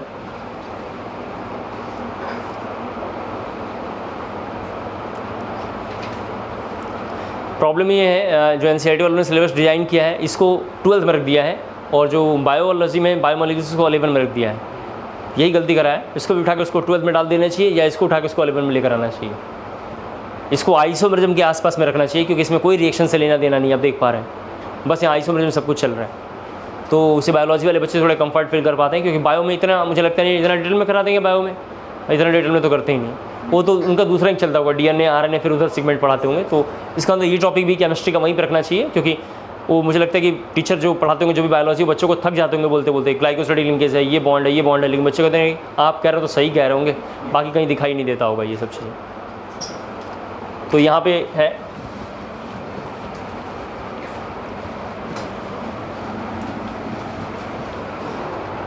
Starch, cellulose. थर्ड इसका लिखेंगे ग्लाइकोजन. थर्ड है ग्लाइकोजन. ग्लाइकोजन से भी प्रीवियस में क्वेश्चन है. सेल्यूलोज का स्ट्रक्चर आपको याद नहीं रखना, हमने लिखा है, आपको सीधा वो लाइन याद रखना है. ठीक है, और सभी बच्चे जानते हैं. ठीक है, सभी बच्चे अच्छे से जानते हैं कि जितने भी स्ट्रक्चर बन रहे हैं सबके सब नॉन रिड्यूसिंग शुगर है. आपको हमने पढ़ा दिया है. ग्लाइकोजन में लिखना है आपको glycogen is a same for लिखना. Glycogen is same like starch. Glycogen is same like starch. Is same like starch but molar mass या molecular weight is very high. Molar mass या molecular weight is very high. Molar mass या molecular weight is very high. लिख दिया आप लोगों ने. Next heading थोड़ा लिखना है properties of glucose and fructose. इससे भी प्रीवियस में क्वेश्चन है कंटिन्यू. 6-7 प्रॉपर्टी है, इसको लर्न करना पड़ेगा आपको. आपके पास कोई चॉइस नहीं है तो आप थोड़ा देख लेना. Properties of glucose and fructose, इससे मेडिकल में ही क्वेश्चन है. 2-3 दिन पहले एक बालिका ने पूछा था तो हमने बोला था कि इसके लिए रटना पड़ेगा और कोई चॉइस नहीं है. तो properties of glucose and fructose, तो पहला उसमें लिखेंगे, देखें जरा सा, फर्स्ट तो ये लिखना है ग्लूकोज. सब बच्चे देखें ग्लूकोज को जब आप रेड फॉस्फोरस और HI लेंगे, सब बच्चे देखें, जिसका नाम रिडक्शन होता है. जब आप रिडक्शन कराएंगे तो ये बनता है N-हेक्सिन. NCERT में लिखा हुआ होगा. और जब इधर हम बनाएंगे तो सब बच्चे देखें ये शायद ऐसा बनेगा. ये CH2OH इस तरीके से लिखा हुआ है. सब बच्चे जानते हैं ये पावर 4 लेना पड़ेगा. ये 4+1 और ये हो गया CH2OH. जब इसमें हमने ये रखा होगा तो ये बनेगा, यहाँ पे देखें CH3, यहाँ पे ये पूरा का पूरा चेंज हो गया होगा. ये CH2OH की जगह पर ये भी पूरा का पूरा चेंज हो जाएगा. CH2 का पावर 4 और फाइनली CH3. इसी का नाम N-हेक्सेन है. ठीक है, तो जरा कॉपी करना आप. NCERT में ऊपर वाली लाइन लिखी हुई है जिसको हमने यहाँ पे लिखा है.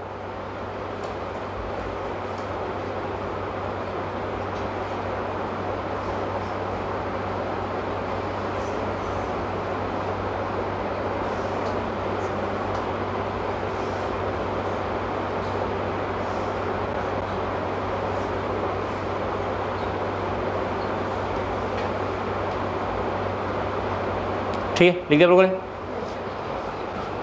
तो पहला प्रॉपर्टी था, समझ गए होंगे आप. फिर दूसरी प्रॉपर्टी लिखना है रिएक्शन विद. दूसरी प्रॉपर्टी लिखना है reaction with phenyl hydrogen. Reaction with phenyl hydrogen. Reaction with phenyl hydrogen. Reaction with phenyl hydrogen, reaction with phenyl hydrogen. यहाँ पे देखें थोड़ा सा, इससे क्वेश्चन इसी साल आया हुआ है, इसको जरा मैं करता हूँ। CH डबल बॉन्ड हो, CHOH, फिर CHOH का पावर सब बच्चे देखें यहाँ पे 3, और ये लिखा हुआ है CH2OH। इसका नाम ग्लूकोज है, सब बच्चे जानते हैं, आपको याद होगा। पहले ये एक 1 2 3 यहाँ पे देख लेंगे, 1 + 2 3 5 + 1 6, ठीक बना हुआ है। ऐसी है 4 कायरल होते हैं, ये 1 प्लस ये 3 कायरल होगा, ठीक है जी। इस पर फिनाइल हाइड्रोजन सब बच्चे यहाँ पे देखें, फिनाइल हाइड्रोजन इसको बोलते हैं PH NH NH2 इसको बोलते हैं। तो मैं चाहूँ तो इसको ऐसे भी लिख सकता हूँ, आप देख लीजिए। ऐसे क्वेश्चन हमने GI में किया होगा, आपको याद हो तो ये जो ग्लूकोज है सब बच्चे देखें, ये जो ग्लूकोज है इसको हम बोल सकते हैं, ग्लूकोज में एल्डिहाइड है तो हम बोलेंगे इसमें कार्बोनिल ग्रुप भी है, कार्बोनिल है। और जब भी कार्बोनिल का हमने रिएक्शन कराए हैं तो ये इसके साथ यहाँ से वाटर बना लेगा, ये दोनों बातें सेम है, ख़त्म हो जाएगा। और वाटर बनने के बाद बनाएगा CHN, ज़रा देख लें आप, और NHPH। फर्दर अंदर में सब कुछ सेम चल रहा है, अब ज़रा से देख लें आप, और CHOH का थ्राइस, और यहाँ बनेगा CH2OH। तो पहले इतनी बातें जल्दी से कॉपी कर लीजिए, फिर अभी फर्दर एक लाइन और रिएक्शन होगा, उसका नाम आएगा ग्लूकोसाजोन, जो अभी हम देखने वाले हैं। 6 या 5 इसकी केमिकल प्रॉपर्टी है, यानी जो प्रॉपर्टीज हम पढ़ रहे हैं 6 हैं, वो 6 बहुत इंपॉर्टेंट है, उनसे क्वेश्चन है प्रीवियस में, तो आप इनको देख लेना।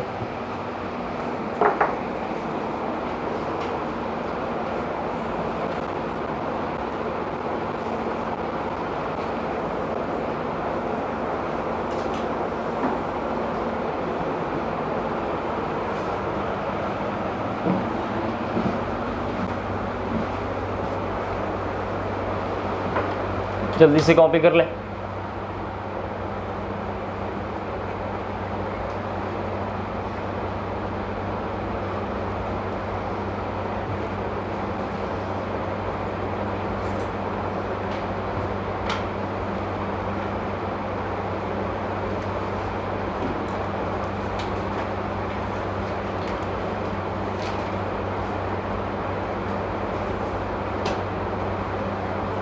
हो गया, लेकिन जरा सा फर्दर फिर किसी बच्चे ने रिएक्शन इसमें करवाया, अगली बार फिर से रिएक्शन करवाया H2N, सब बच्चे बोर्ड पे देखें NHPH, इसका नाम फिनाइल हाइड्रोजन है।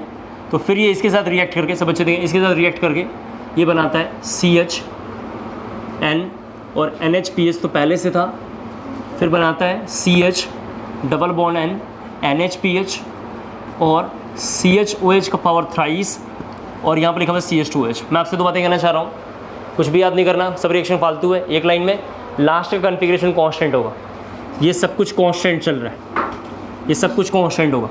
इसका नाम बुक्स में लिखा होगा, सब बच्चे देखें, ग्लूकोसाजोन, ग्लूकोसाजोन।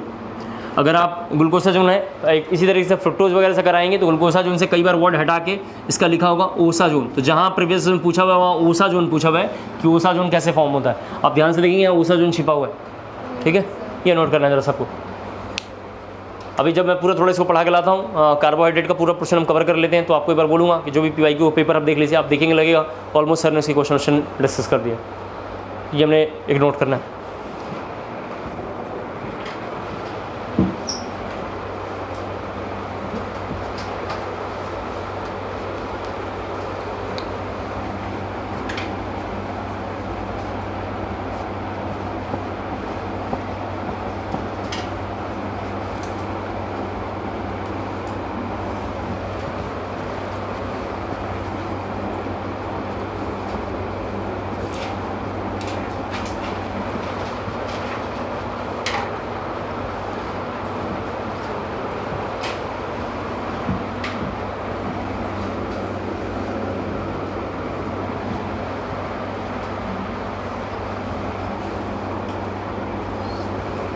देखिए यहाँ पे अगर आपने इसमें हाइड्रोक्सिलामाइन ले लिया, मैं 3-4 रिएक्शन ही बताता हूँ। हाइड्रोक्सिलामाइन ले लिया जिसका नाम होता है NH2OH। ज्योमेट्रिकल आइसोमरिज्म की क्लासेस में जब आप देखेंगे C double bond N system, तो मैंने उसमें ये वाला टॉपिक और ये टॉपिक दोनों पढ़ा है। ज्योमेट्रिकल आइसोमरिज्म में दोनों टॉपिक हमने पढ़ा है, जिसको हम एक बार रिकॉल कर रहे हैं। तो यहाँ से वाटर बाहर निकल जाएगा, और जैसे ही वाटर बाहर निकलेगा तो बनेगा CH डबल बॉन्ड N, ऊपर में लोन पेयर और नीचे में OH। बाकी नीचे सब कुछ सेम, नीचे में कोई भी चेंजेस नहीं है।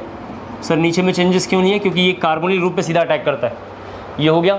फिर किसी बच्चे ने इसी पे एक और रिएक्शन करा दिया था, जैसे मान लेते हैं कि HCl लिख देते हैं, H2O और यहाँ पर लिख देते हैं, या इसको मैं बताता हूँ, आप पहले इसको कॉपी कर लीजिए, फिर 2-3 रिएक्शन रख लेते हैं।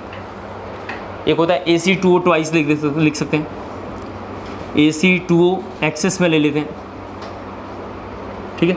ये हमेशा अल्कोहल को बाहर करता है बेसिकली, तो जब अल्कोहल एस्टर बनाएगा, ये अल्कोहल को बाहर निकाल के एस्टर बनाता है, तो CHO के साथ कोई छेड़छाड़ नहीं होगा। ये CHOAC का पावर 4 और फिर लिखूँगा CH यहाँ पर लिखूँगा और 2OAC लिखेंगे, इस तरीके का ग्रुप बनेगा।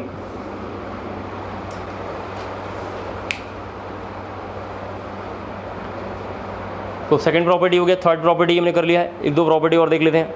हाइड्रोजन हमने बता ही दिया है, AC2O बता दिया। ये AC मतलब एसीटेट होता है जिसको एस्टर बना रहा है ये, तो ये कर लेंगे आप, ये भी तो टॉपिक ख़त्म हो जाएगा।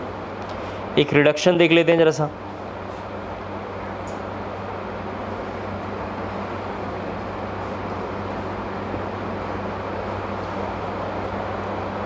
हो गया, देखिए यहाँ पे अगर आपने फिर से इसी रिएक्शन में, मैं एक और रिएक्शन थोड़ा बता देता हूँ, HCN और NaOH ले लेते हैं आप, HCN और NaOH ले लेते हैं, तो क्या होगा, ये बनेगा CHOH, सबको अल्कोहल में चेंज कर लो। ठीक है ना, जरा सा HCN और NaOH का क्या रिएक्शन, सबको अल्कोहल, इसको रफ कर रहा हूँ मैं, HCN प्लस NaOH लिखना आपको जरा सा, ठीक लिखा तुमने। देखिए ये बनेगा CH, एक में लिख लो OH और एक में लिख लो CN, और फिर फर्दर नीचे की कोई रिएक्शन में कोई फ़र्क नहीं पड़ रहा है, 5 और ये CH2OH बनेगा। इसके बाद सब बच्चे देखें जरा सा, ये ग्रुप है CHOH का पावर 4 और यहाँ पर लिखा हुआ है CH2OH। एक एजेंट का नाम था पिछले क्लास में लाह, और एक का नाम था SBH, लिथियम एल्युमिनियम हाइड्राइड, सबको याद होगा। इसका नाम है LiLH4, आपको अच्छे से पता है, और एक का नाम है NaBH4, ये सोडियम बोरोहाइड्राइड है। अगर ये आपस में इसको लेकर रिएक्ट करेंगे तो बनेगा CH2OH। सब बच्चे देखें यहाँ पे, ये क्या करता है, ये इस एल्डिहाइड या कीटोन को रिड्यूस कर देगा, तो इसमें चेंज कर देगा, और पहले से ही अल्कोहल पड़ा हुआ है यहाँ पे, और कितना है 4, और ये इस तरीके से बनेगा। इसका नाम बुक्स में लिखा होगा सॉर्बिटॉल, ज़रा देख लें, सॉर्बिटॉल इसका नाम, चूँकि ये ग्लूकोज से बना हुआ है तो नाम होगा ग्लूसिटॉल, ठीक है। इस तरीके के नाम है, ये सब थोड़े नाम है बायोलॉजी से आए हुए हैं, तुमने से बोला है ग्लूसिटॉल, सॉर्बिटॉल, इस तरीके का नाम है। मैनिसिटॉल, अगर आप कोई और ग्रुप लेते तो इसका नाम एक और हो जाता मैनिसिटॉल, नाम रखने के ऊपर है आप कितना रख पाएंगे, मैनिसिटॉल, इस तरीके का लिखा हुआ है। NCERT स्टडी खोल के देखेंगे, उसमें सब कुछ लिखा होगा, उसको हमने बहुत डिटेल में यहाँ बस कर दिया। जल्दी से नोट डाउन कर लीजिए इन्हें। इसका नाम है रिडक्शन ऑफ ग्लूकोज, ये रिडक्शन हो रहा है, रिडक्शन ऑफ ग्लूकोज इसका नाम है। अगेन एसीटेट इसका नाम है,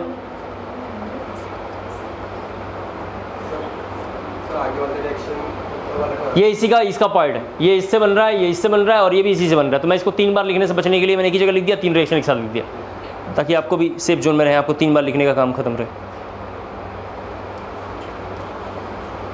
इसका नाम ये कहाँ से होगा, इसका नाम ऐसे रिएक्शन जब हम कार्बोनिल कंपाउंड में पढ़ेंगे उसका नाम होता है बैकमैन रिएजेंट। 12th बोर्ड में आपको दिखाई देगा, वो बैकमैन टाइप के रिएक्शंस कर रहे होंगे, वहाँ पर अपने आप आपको दिख जाएगा, आपको चिंता करने की कोई बात नहीं है। ये रफ कर रहा हूँ इसे, ये सब रिडक्शन हो रहा है और सबके सब रिडक्शन वाले रिएक्शन है। प्रॉपर्टीज से बहुत क्वेश्चन है, ग्लूकोज के जो भी टॉपिक देखेंगे प्रीवियस में से बहुत क्वेश्चन है, थोड़ा एक आइडिया आपको आ जाएगा। ठीक है, नेक्स्ट लिखना इसके बाद थोड़ा सा रिडक्शन ऑफ ग्लूकोज लिखना, oxidation of glucose, oxidation of glucose, oxidation of glucose.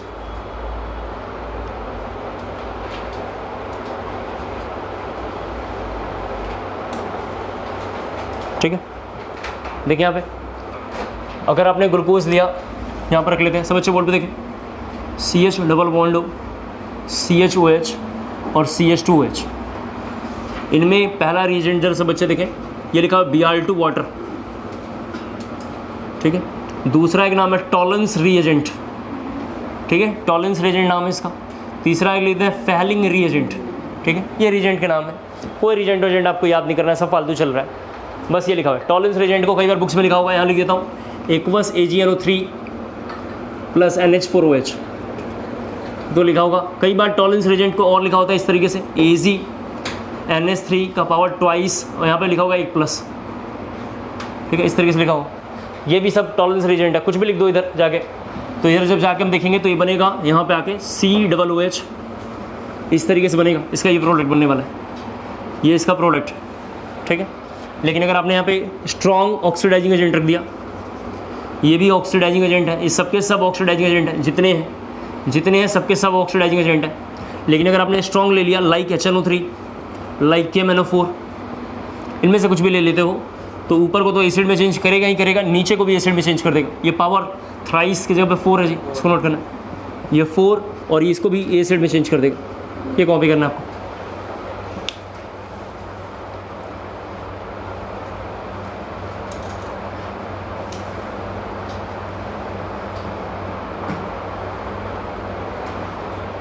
Tolerance reagent नाम है कंपाउंड का, फैलिंग रिएजेंट एक कंपाउंड का नाम है।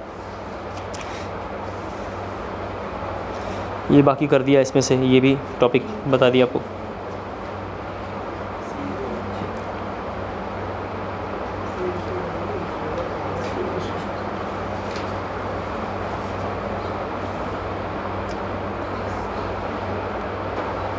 नाम थोड़ा सा इसका लिख देते हैं, नाम भी कई बार पूछता है। ग्लूकोनोइक एसिड इसका नाम है, ग्लूकोनोइक एसिड, इसका नाम होता है ग्लिसैरिक एसिड। आपको कोई रिएक्शन याद नहीं करना, सब फालतू सा है, एक बार बस पढ़ लेना, ये बन रहा है, ये बन रहा है, ये बन रहा है, ऐसे देख लेंगे, क्योंकि इनसे क्वेश्चन आए हुए तो एक बार देख लेंगे, लेकिन इसको याद कुछ नहीं करना। ग्लूकोनोइक एसिड लिखा हुआ है, ग्लूकोनोइक, इधर लगा ग्लिसैरिक एसिड, ग्लिसैरिक एसिड, पता नहीं कहाँ से आया है।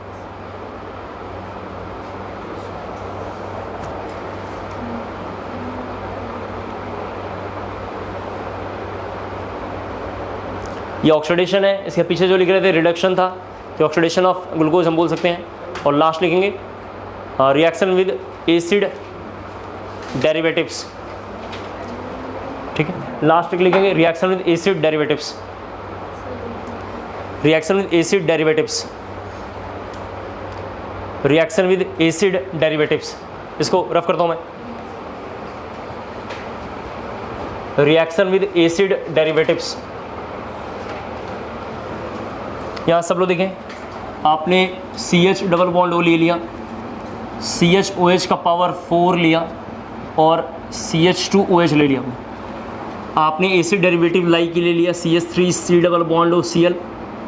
यहाँ आपने ले लिया एनहाइड्राइड जिसका नाम है, देखिए आप यहाँ पे, आप इनमें से किसी को भी लोगे तो जो इधर प्रोडक्ट बनने वाला है, इधर स्पेस नहीं, मैं इधर लिख रहा हूँ, सब बच्चे देखें, ये बनेगा ऐसा, ये CH, और यहाँ पर आएगा O, C double bond O, और CH3 आ जाएगा, ठीक है। और दूसरा बनेगा CH2O, C double bond O, और CH3, इसका पावर 4 लिखेंगे, ये बनेगा, ये कॉपी करना है आपको, ठीक है।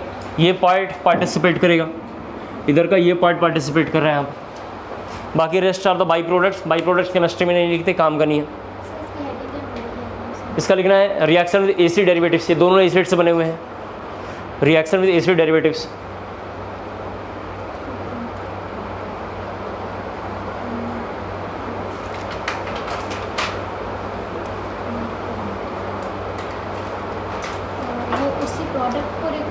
हाँ, ये हमने क्या किया है, ये सभी बच्चे जानते हैं कि ये इस पर रिएक्ट करेगा और इनसे ही बनाएगा। एसिड और अल्कोहल जब भी मिलते हैं साथ एस्टर बनाते हैं, तो एस्टेरिक फॉर्म भी बन रहा है यहाँ पे,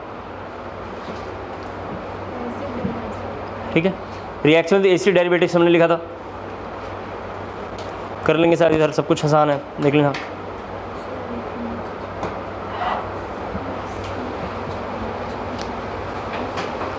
तो ये हमने केवल कार्बोहाइड्रेट पार्ट कवर किया है। चैप्टर 3 पार्ट में था, सबको मैंने समझा दिया है। फर्स्ट पार्ट का नाम था कार्बोहाइड्रेट, सेकंड पार्ट का नाम है अमीनो एसिड, और थर्ड पार्ट का नाम मैंने बताया है उसका जो बायोलॉजी वाला पार्ट है, जिसमें हार्मोन्स, DNA, RNA, कोडिंग, ये सब चीज़ें हैं, विटामिन्स, ये सब चीज़ें हैं। उसको मैंने बताया कि थर्ड पार्ट आप NCERT वगैरह से पढ़ लेंगे। सेकंड पार्ट तक मैं आपके बैचेस में पढ़ाऊंगा। थर्ड पार्ट देखते हैं कभी और किसी बैच के लिए पढ़ाएंगे तो पढ़ाएंगे, अभी नहीं पढ़ा रहे हैं। अभी हम लोग बस फर्स्ट पार्ट तो मैंने पूरा यहाँ तक पढ़ा दिया है। अब सेकंड पार्ट में हम लोग जरा कवर करेंगे, उसका नाम लिखेंगे एमिनो एसिड। सेकंड पार्ट का नाम है एमिनो एसिड। थर्ड पार्ट वही पढ़ा सकता है जिसका बायोलॉजी बैकग्राउंड से आया हुआ हो, जो केमिस्ट्री फैकल्टी बायोलॉजी बैकग्राउंड से आता है तो वो पढ़ा सकता है, लेकिन वो फिजिकल केमिस्ट्री फिर नहीं पढ़ा पाएगा क्योंकि उसमें न्यूमेरिकल आते हैं तो उसका हाथ उसमें तंगी होगा। और जो इंजीनियरिंग बैकग्राउंड से आते हैं उनका उधर का थोड़ा पोर्शन ख़राब होगा, या जिनका मैथ रहा होगा आगे की क्वालिफिकेशन वगैरह में तो उनका बायो तो है ही नहीं, तो उधर भी मतलब बायो का पार्ट पूरा ख़राब रहेगा। तो हमारी अगली हेडिंग है एमिनो एसिड। एमिनो एसिड सब लोग जरा देखें एमिनो एसिड के बारे में। एमिनो एसिड इसे बोलते हैं जब कहीं COOH CHR लगा हुआ हो और यहाँ पर हमने लिख लिया NH2 तो इसका नाम एमिनो एसिड है। और इसका नाम आज से हम लोग रखेंगे अल्फ़ा एमिनो एसिड। ये नोट करना जरा सबको, आज से इसका नाम है alpha amino acid. Alpha position पे ग्रुप्स आए हुए हैं तो नाम है अल्फ़ा एमिनो एसिड। ठीक है। दूसरा हेडिंग है डीएल नोमेनक्लेचर, जो आपको अच्छे से आता है, पढ़ाने की बिल्कुल ज़रूरत नहीं है। आइसोमर्जम की क्लास में हमने डीएल पढ़ा रखा है, किसके लिए? एमिनो एसिड के लिए, तो आप उसको देख लेंगे। डीएल नोमेनक्लेचर मैंने पढ़ा दिया है तो इसमें कोई डाउट नहीं आना चाहिए आपको। हो गया। थर्ड हेडिंग लिखना types of amino acid. Capital DL और स्मॉल डीएल में बहुत डिफरेंस है। कैपिटल डीएल का एक नाम है केवल जो ग्लूकोज जो कार्बोहाइड्रेट एंड एमिनो एसिड के लिए डिफाइन है, और small DL basically dextro Olivo है, वो रोटेशन को बताता है किधर रोटेट कर रहा है, राइट और लेफ्ट के बारे में। थर्ड है टाइप्स ऑफ एमिनो एसिड, पहले लिखेंगे उसमें थोड़ा सा। फर्स्ट है टाइप्स ऑफ एमिनो एसिड में neutral AA neutral amino acid. Neutral amino acid सब बच्चे इसी एग्जाम्पल में, ये जनरल फॉर्मूला है, ये एमिनो एसिड का जनरल फॉर्मूला है। इसी में किसी बच्चे ने अगर हाइड्रोजन रख दिया, थोड़ा ध्यान से देखें, हाइड्रोजन रख देंगे तो बनेगा COOH CH2 और बनेगा NH2। ठीक है जी, ऐसा। तो इसका नाम न्यूट्रल एमिनो एसिड है। सब बच्चे देखें, न्यूट्रल एमिनो एसिड है। इसका ओरिजिनल नाम तो ग्लाइसिन है, ग्लाइसिन है। जब भी एमिनो एसिड लिखते हैं तो लास्ट के फर्स्ट के 3 लेटर केवल लिखते हैं, ग्लाई लिखेंगे इसका। ठीक है, ग्लाई लिखते हैं तो हमने ग्लाइसिन लिखा है और न्यूट्रल एमिनो एसिड है। न्यूट्रल को देख के बाद पता क्या चल रहा है कि एसिड और बेस इक्वल अमाउंट में होगा। क्लियर हो गया आपको? तो एमिनो एसिड में जरा जल्दी से कॉपी कर लीजिए। न्यूट्रल एमिनो एसिड में, न्यूट्रल एमिनो एसिड में कॉपी कर लेंगे जल्दी से। क्या लिखेंगे इसमें? 1 NH2 and 1 COOH is present. दोनों इक्वल अमाउंट में रहना चाहिए। 1 COOH and 1 NH2, 1 COOH and 1 NH2 are present, मतलब बोथ आर इक्वल अमाउंट, दोनों इक्वल अमाउंट में होना चाहिए।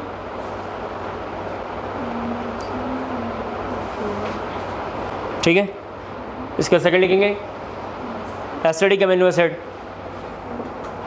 ठीक है, सेकंड लिखेंगे एसिडिक एमिनो एसिड। एसिडिक तभी बन सकता है जब एसिड की अमाउंट ज़्यादा हो। क्या कहते हैं आप? तो लिख देना 1 NH2 and at least 2 COOH। 1 NH2 and at least 2 COOH are present. 1 NH2 and at least 2 COOH are present. 2 carboxylic acid और एक NH2 हो। दूसरा कार्बोक्सिलिक एसिड यहाँ आया होगा, नीचे आया होगा। समझ रहे मेरी बात? जहाँ आर लिखा हुआ था, आर के जगह पे कोई ग्रुप आ जाता, अस्पार्टिक एसिड नाम होगा, अभी थोड़ी देर में देखेंगे। थर्ड जैसे लिखना है basic amino acid. Basic amino acid, third लिखेंगे बेसिक अमीनो एसिड। लिखेंगे इसमें, इसका उल्टा हो जाएगा 2 NH2 एंड 1 COOH। ठीक है, लिख दिया आप लोगों ने, एंड 1 COOH। ठीक है, नेक्स्ट हेडिंग लिखना,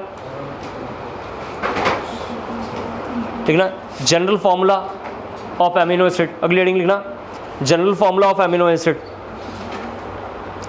general formula of amino acid सभी बच्चों को पता है। एमिनो एसिड का जनरल फॉर्मूला ये होता है, एक बार थोड़ा देख लें, R और यहाँ पर होता है NH2। किसी बच्चे ने जरा सा देखो, R के जगह पे फर्स्ट पॉइंट देखें, किसी बच्चे ने R के जगह पे हाइड्रोजन ले लिया तो आप जानते हैं ये बनेगा COOH, ये CH2 हो जाएगा और ये बनेगा NH2 जिसका नाम है ग्लाइसिन। ठीक है, जिसको हमने ग्लाई वर्ड से इंडिकेट करेंगे हम लोग। दूसरा सब बच्चे यहाँ पर देखें, R के जगह पे मिथाइल अगर आप ले लेते हैं तो बनेगा C OH, यहाँ पे CH, नीचे Me और यहाँ NH2 आएगा।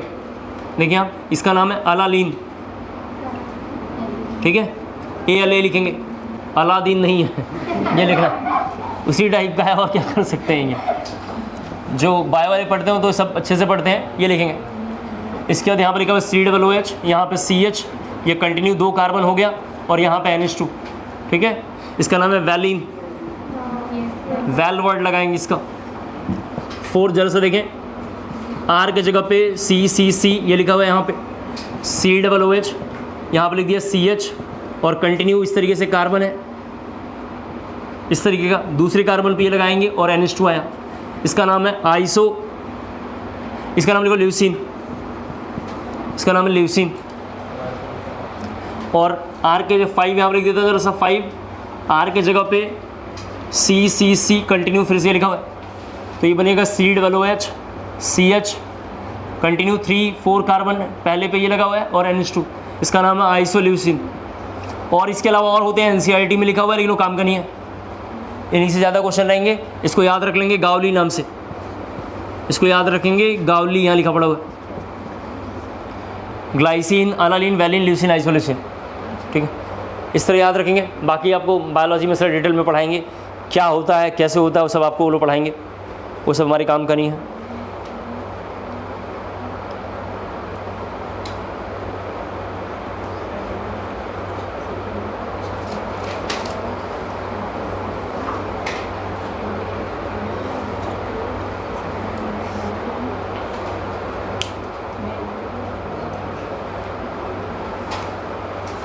ये 5-6 नाम याद रखने हैं, लिखा glycine, alanine, valine, leucine, isoleucine.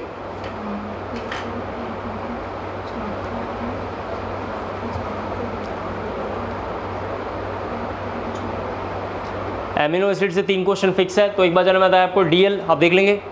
अभी एसिड के नाम है स्पार्टिक एसिड, ऐसे करके नाम घुमाएंगे, वो देख लेना। उसका pH कैसे निकालते होंगे उसको जरा एक बार समझाता हूँ, आप उसको देखो लेना, फिर ऑलमोस्ट पोर्शन इधर से कवर हो जाएगा।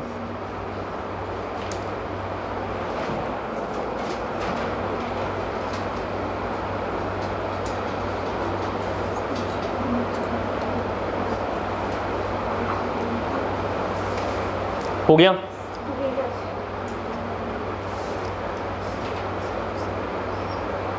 हेडिंग लिखना है ज्यूटरायन, एक टॉपिक का नाम है ज्यूटरायन लिखेंगे।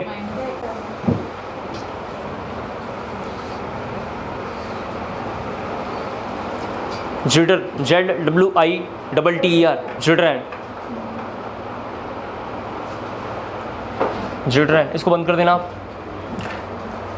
ये रफ कर रहा हूँ मैं, हो गया होगा, लिख दिया आपने।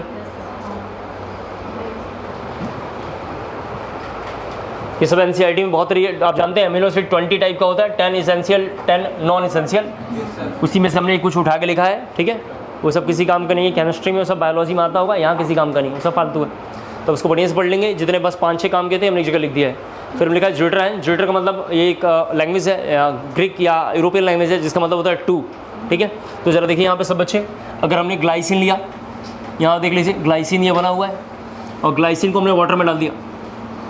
यहाँ से pH बस थोड़ा मैं निकाल के दिखाऊंगा, pH से बहुत क्वेश्चन होगा, तो अभी देखेंगे हम लोग। जब इसको वाटर में डालेंगे तो एसिड चूँकि H+ फर्निश कर देगा, सब बच्चे जानते हैं, तो इस तरीके से होगा, और NH3+ ये बना लेगा। इस पर 2 आयन बन गया, सब बच्चे यहाँ पर देख पा रहे हैं। इस 2 आयन की वजह से इसका नाम होगा ज्यूटरायन, ठीक है, ज्यूटरायन। तो कई बार एक बार पूछा हुआ है कि इनमें से कौन सा ज्यूटरायन बनाएगा। ज्यूटरायन बनने के लिए स्ट्रॉन्ग इलेक्ट्रोलाइट और स्ट्रॉन्ग इलेक्ट्रोलाइट होना चाहिए, वीक इलेक्ट्रोलाइट, स्ट्रॉन्ग इलेक्ट्रोलाइट होना चाहिए। 2 वीक इलेक्ट्रोलाइट में ज्यूटरायन फॉर्म नहीं हो सकता, 2 वीक इलेक्ट्रोलाइट में ज्यूटरायन फॉर्म नहीं होगा। ये कॉपी करना है आपको जरा से। ज्यूटरायन हमेशा स्ट्रॉन्ग इलेक्ट्रोलाइट के बीच में फॉर्म होगा, वीक और स्ट्रॉन्ग के बीच में फॉर्म होगा, वीक और वीक के बीच में ज्यूटरायन फॉर्म नहीं हो सकता।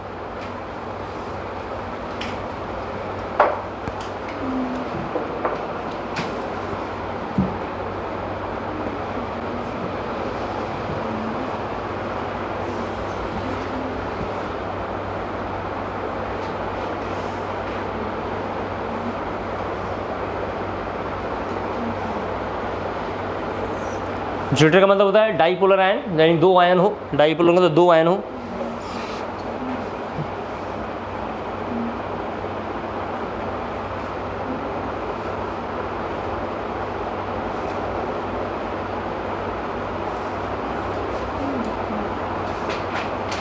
हो गया?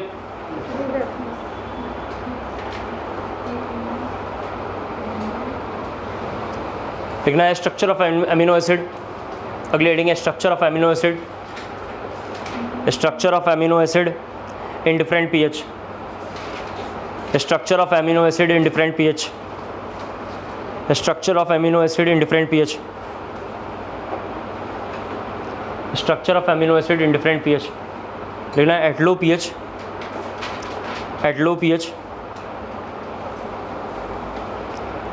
At low pH amino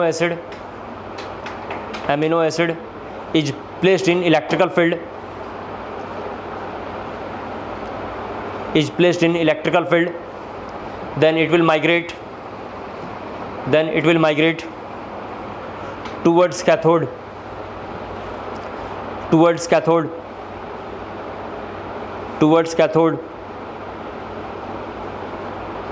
towards cathode लिखा बोलना है। and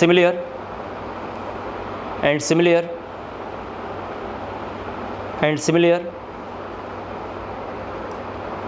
amino acid at high pH and similar amino acid at high pH is placed in electrical field, is placed in electrical field, is placed in electrical field लिखा आप लोगों ने। then it will migrate, then it will migrate,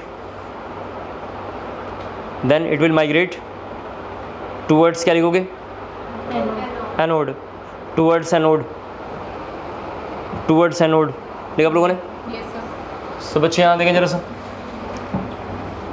जो आपने ये compound बनाया है यहाँ देखें COOH CH2 का पावर NH2 ये लिख दिया हमने। ये वाटर में डालने पे सब बच्चे देखें ऐसा ब्रेक कर जाएगा, जिसमें COO- है, ये CH2 है और NH3+ है। तो इसको जब हम लो पीएच पे ले जाएंगे, at low pH, low pH का मतलब हुआ कि पीएच लेस देन 2, ठीक है, इस तरीके से लिख देते हैं। और एट हाई पीएच लेके जाएंगे, एट हाई पीएच यानी लिख देता हूँ पीएच ग्रेटर देन 9।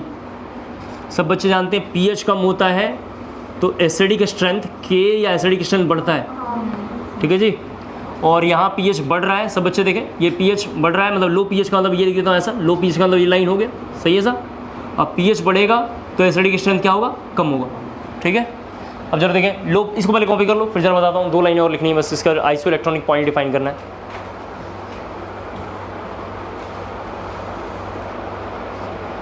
क्या क्वेश्चन में लिखा है?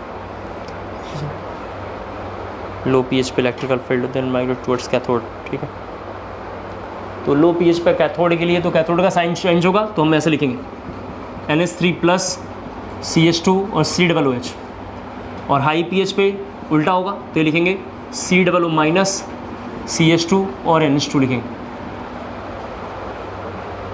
अपोजिट चार्ज हमने रख लिया है, अब समझ पा रहे होंगे आप।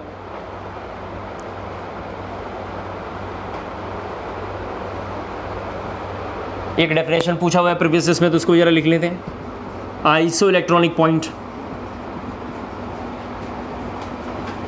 सिंबल होता है IP, I ऐसे लिखना है और P ऐसे लिखना है, IP। आइसो इलेक्ट्रॉनिक पॉइंट बहुत इंपॉर्टेंट है, इसको थोड़ा बढ़िया से पढ़ लेंगे।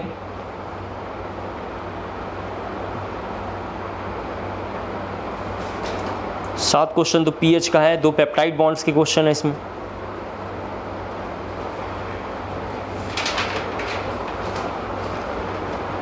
ठीक है, आइसो इलेक्ट्रॉनिक पॉइंट हमारी अगली हेडिंग है, IP लिखना है।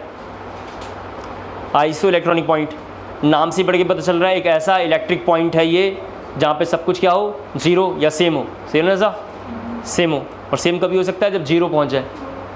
तो लिखेंगे IP is the pH, IP is the pH in which, IP is the pH in which amino acid, in which amino acid so SHOW so no migration towards any electrode, towards any electrode, towards any electrode। Paragraph change करके लिखेंगे at IP isoelectronic point net charge will be 0, net charge of amino acid will be 0. Net charge of amino acid will be 0. Net charge of amino acid will be 0. Next heading इसका लिखेंगे,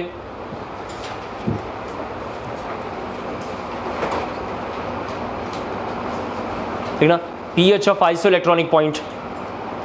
pH of isoelectronic point. pH of isoelectronic point लिखना इसमें. It is also known as, it is also known as,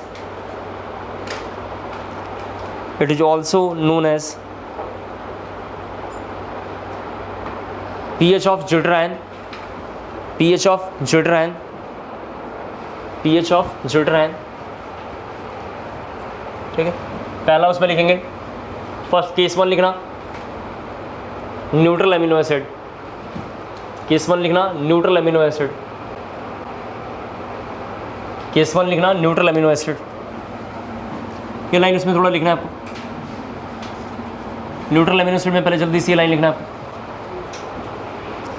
pH से बहुत question है previous इसमें 5-6 मतलब question आए हुए हैं. तो pH कायदे से मैं आयनिक इक्विलिब्रियम से करके यहाँ करना चाहिए, लेकिन कोई बात नहीं, मैं सीधा सीधा जो जो बोलूँगा शॉर्टकट आप लिख लेना, उसी से क्वेश्चन सॉल्व हो जाएगा. ठीक है, कायदे से ये आयनिक इक्विलिब्रियम का एक केस है, लेकिन हम लोग इसको शॉर्टकट से यहाँ काम चला लेंगे, सारे क्वेश्चन हमसे सॉल्व हो जाए, इसको हम देखेंगे. तो pH कैसे निकालते हैं? तो pH निकालने का फॉर्मूला होता है pKa1 + pKa2/2. सब बच्चे देखें, जो pKa का डाटा होता है वो गिवन होगा. ये pKa हमेशा गिवन होता है, pKa क्वेश्चन में गिवन होगा. और pKa1 कहाँ होगा सर? इसका नाम है pKa1, और इसका जो डाटा गिवन होगा उसका नाम है pKa2. ठीक है, ये जरा कॉपी करना है आपको. दोबारा एक बार बोलता हूँ, pH निकालने के लिए क्वेश्चन आएगा, क्वेश्चन में यहाँ न्यूमेरिकल तो होता नहीं ऑर्गेनिक केमिस्ट्री में, तो कंपेयर करके सॉल्व करके कंपेयर करके आंसर लिखते हैं जनरली. तो 2 डाटा यहाँ पे गिवन होगा तो अपने रख देंगे और आंसर आ जाएगा. pK एक डाटा है जो कांस्टेंट डाटा जो पहले से गिवन होगा, कि pK सब कांस्टेंट है जो पहले से क्वेश्चन में गिवन होगा. केस 2 लिखेंगे अमीनो एसिड में, क्या नाम है उसका, ये हो गया एसिडिक अमीनो एसिड. केस 2 है acidic amino acid. Acidic amino acid. Acidic amino acid उसमें लिखेंगे it's general formula. It's general formula acidic amino acid में लिखना है. केस 2 हमारा एसिडिक अमीनो एसिड है, उसमें लिखना है इट्स जनरल फार्मूला. यहाँ जनरल फार्मूला लिखा हुआ है, इट्स जनरल फार्मूला ये लिखा हुआ है. जैसे किसी बच्चे ने n के जगह पे 1 रखा तो आप देखिए COOH CH, ये CH2 और COOH बन जाएगा. सभी बच्चे जानते हैं कि कोई ऐसा एसिड जिसमें एसिड की अमाउंट ज़्यादा हो और बेस की अमाउंट कम हो, उसका नाम है एसिडिक अमीनो एसिड. शायद मैंने डेफिनेशन में लिख रखा है. इसका नाम बुक्स वाले लिखते हैं aspartic amino acid. Aspartic amino acid. ये सब बायोलॉजी में भी सर ने डिस्कस किया होगा, हमने उठा के यहाँ पर डिस्कस कर दिया. Aspartic amino acid.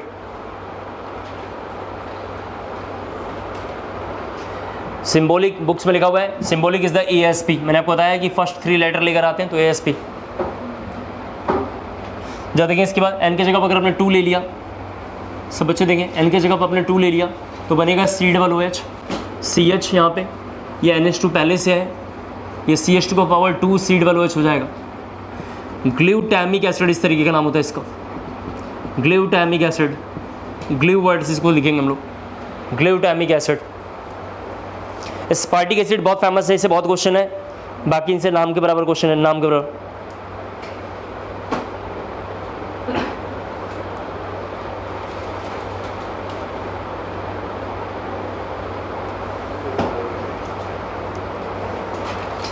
हो गया, कर लेंगे. इसका देखेंगे बेसिक अमीनो एसिड.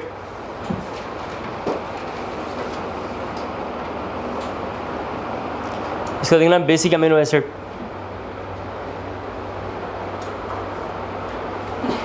ठीक है, it's general formula. It's general formula क्या लिखना है? यहाँ लिखा हुआ general formula. It's general formula. ठीक है, इट्स जनरल फार्मूला ही है. आपको याद होगा बेसिक अमीनो एसिड वो है जिसमें बेस का अमाउंट ज़्यादा हो. ठीक है जी, तो बेस का अमाउंट ज़्यादा है यहाँ पे. देखें जरा सा, COOH CH, यहाँ पे अपने CH2 ये लिख दिया आप लोगों ने, पावर 4 और NH2 लिख दिया आपने, देखिए आप ये लिखा हुआ है ऐसा, तो इसका नाम होता है लाइसिन, LYS लिखेंगे लाइसिन। लाइसिन बायोलॉजी में आता है, ये लाइसिन है।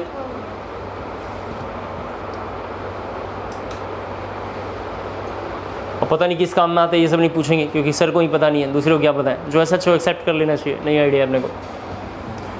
फिर इधर देखें COOH CH NH2, यहाँ पर लिखा हुआ है CH2 का power thrice NCH double bond NH और NH2 लिखेंगे। गुआमिडीन का सिंबल ऐसे ही था, शायद आपको याद हो, कभी गुआमिडीन का सिंबल ऐसे ही था, एक बार पढ़ाया था आपको, ठीक है जी, ऐसे सिंबल था गुआमिडीन का, आपको याद हो, गुआमिडीन का पढ़ाया, बेसिसिटी में पढ़ाया है। ये गुआमिडीन का सिंबल ऐसा होता है, ये N एक वैलेंसी कम है, इसको लिख देता हूँ, इसका नाम होता है अर्जिनाइन। अर्जिनाइन, अर्जिनीन पता नहीं क्या पढ़ते होंगे बायोलॉजी में, अर्जिनाइन ये लिखेंगे अर्ग।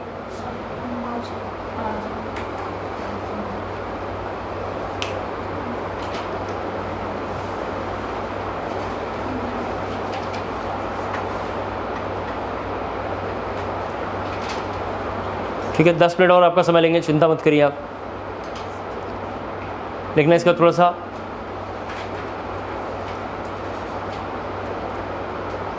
pH of acidic amino acid, heading है pH of acidic amino acid, pH of acidic amino acid.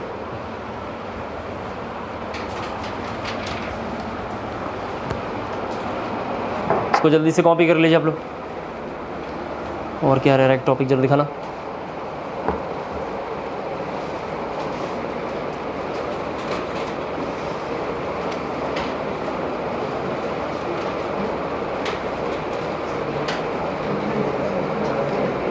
हो गया, लिख दिया आप लोगों ने ये pH of amino acid, acidic amino acid, उसमें लिखना पहला एस्पार्टिक एसिड लिखना, एस्पार्टिक एसिड लिखना,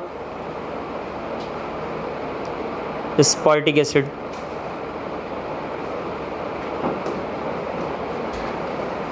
एक ही जगह लिख देते हैं ना दोनों, आ जाओ सब बच्चे देखें। मैं एस्पार्टिक एसिड ही सीधा ले लेता हूँ। मम्मी वैसे सोच रहा था मैं कौन सा क्वेश्चन करना है, लेकिन बुक्स में एस्पार्टिक एसिड लिखा हुआ है, सब बच्चे देखें यहाँ पे। एस्पार्टिक एसिड का ये फॉर्मूला था शायद, ठीक है, ये फार्मूला था। इसमें सबका pH कुछ ना कुछ गिवन होगा, जैसे इसका ऑप्शन के हिसाब से मैं रख लेता हूँ। इसका ऑप्शन है pK1, सब बच्चे देखें, इसका pK3 है और इसका pK2 है। ये जरा कॉपी करना है आपको थोड़ा, pK ऑलरेडी गिवन होता है क्वेश्चन में, तो मैंने ये लिख दिया।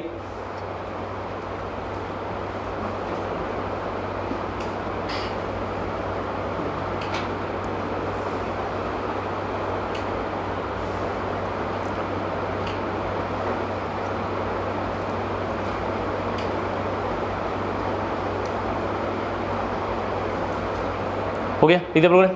देखिए सब बच्चे, अगर मुझे pH निकालना होगा, pH of iso electronic point या pH निकालना है, तो पहले तो हम क्या करेंगे, यहाँ पे 2 का डिवाइड करेंगे। सब लोग देख लीजिए, एक हमेशा pK3 तो हमेशा लेना है। यहाँ पे सब बच्चे देखें, ये फिक्स है, ये लेना है। इन दोनों मॉलिक्यूल में बात करें तो सबको पता होगा कि स्ट्रॉन्ग एसिड ये है, कार्बोक्सिलिक एसिड स्ट्रॉन्ग एसिड है, सही है ना जी। जब इनको हम पानी में हम डालेंगे तो स्ट्रॉन्ग का जो कंजुगेट बनता है वो वीक बनता है शायद, और वीक का कैसे बनता है, स्ट्रॉन्ग बनता है। तो जो वीक वाला होगा उसको यहाँ पे लेंगे, ठीक है, उसको लेंगे जिसका pH लेस देन 7 हो, ठीक है। यहाँ पे कहीं साइड में लिख देना, ठीक है। We consider having pH less than 7, we consider having pH less than 7, having pH less than 7। तो आंसर लिखेंगे, ये हो गया एक pK1 और pK3, ये लिखना pK1 and pK3, pK1 and pK3, ये क्वेश्चन है। क्यों pH लेस देन 7 क्यों लेंगे जी, क्योंकि एसिड वही होगा जिसका pH लेस देन 7 होता है। समझ पा रहे हैं मेरी बात। सर कैसे करेंगे, ये डाटा पहले से गिवन रहेगा, 3 डाटा यहाँ पे सब बच्चे सुन लें, 3 डाटा गिवन होगा, 3 डाटा यहाँ पे गिवन है। हमें उसको लेना है जिसका pH लेस देन 7 होगा, और ब्रांच वाला तो पहले लेना है, ब्रांच वाला पहले यहाँ पे लेना है, तो मैं ब्रांच वाला यहाँ पहले ले लिया है। इन दोनों में से किसको लेना है, तो जिसका pH लेस देन 7 होगा। pH से फिक्स से क्वेश्चन आएगा, इसको कोई रोक नहीं सकता है। तो हमने यहाँ आपको बता दिया कि उसको लेना है जिसका pK1, तो अभी तो ये है, लेकिन कोई और क्वेश्चन आ गया तो कैसे करेंगे, तो अभी हमने एक ही करना था। मान लो कोई और क्वेश्चन आएगा तो कैसे करेंगे, तो उसका लेंगे, इन दोनों में से उसका लेंगे जिसका pH लेस देन 7 हो, और ब्रांच वाले का तो फिक्स है लेंगे।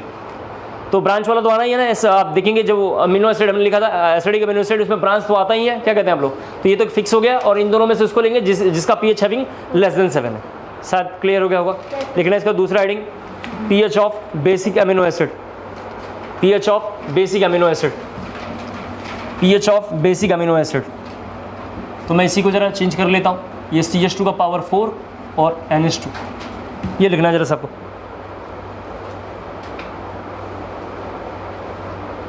ठीक है, यहाँ पर ऑप्शन के हिसाब से रख लेते हैं। इसका ऑप्शन में रखा हुआ है pK1, यहाँ पर देखें, इसका है pK2 और इसका है pK3। तो मुझे pH फिर से निकालना है, pH ऑफ आइसोइलेक्ट्रॉनिक पॉइंट, तो मैंने आपसे बताया 2 पहले डिवाइड करेंगे। सर 2 आपने क्यों डिवाइड किया, जिन दो को लेते हैं उसको डिवाइड करेंगे। ठीक है, इसके बाद यहाँ पर रखेंगे pK3, ये तो पहले से फिक्स है। ब्रांच को लेना है यहाँ पे, यहाँ लिख देता हूँ ब्रांच मस्ट, दोनों में ब्रांच मस्ट है, इनमें भी ब्रांच मस्ट है, देख सकते हैं आप। और इन दोनों में उसका लेंगे जिसका pH ग्रेटर देन 7 होगा, क्योंकि बेस में 7 ग्रेटर देन होना चाहिए। ठीक है, हैविंग pH, तो pK2 लिखेंगे, ये लिखना pK2 लिख देना। pH taking value having greater than pH, having greater than pH, having greater than 7 लिख देता हूँ, pH greater than 7।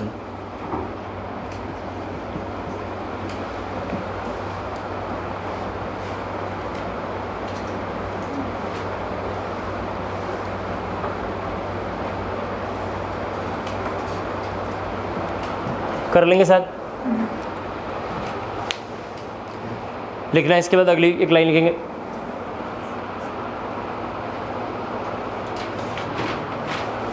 Isoelectronic point, isoelectronic point, isoelectronic point is separation and purification of amino acid.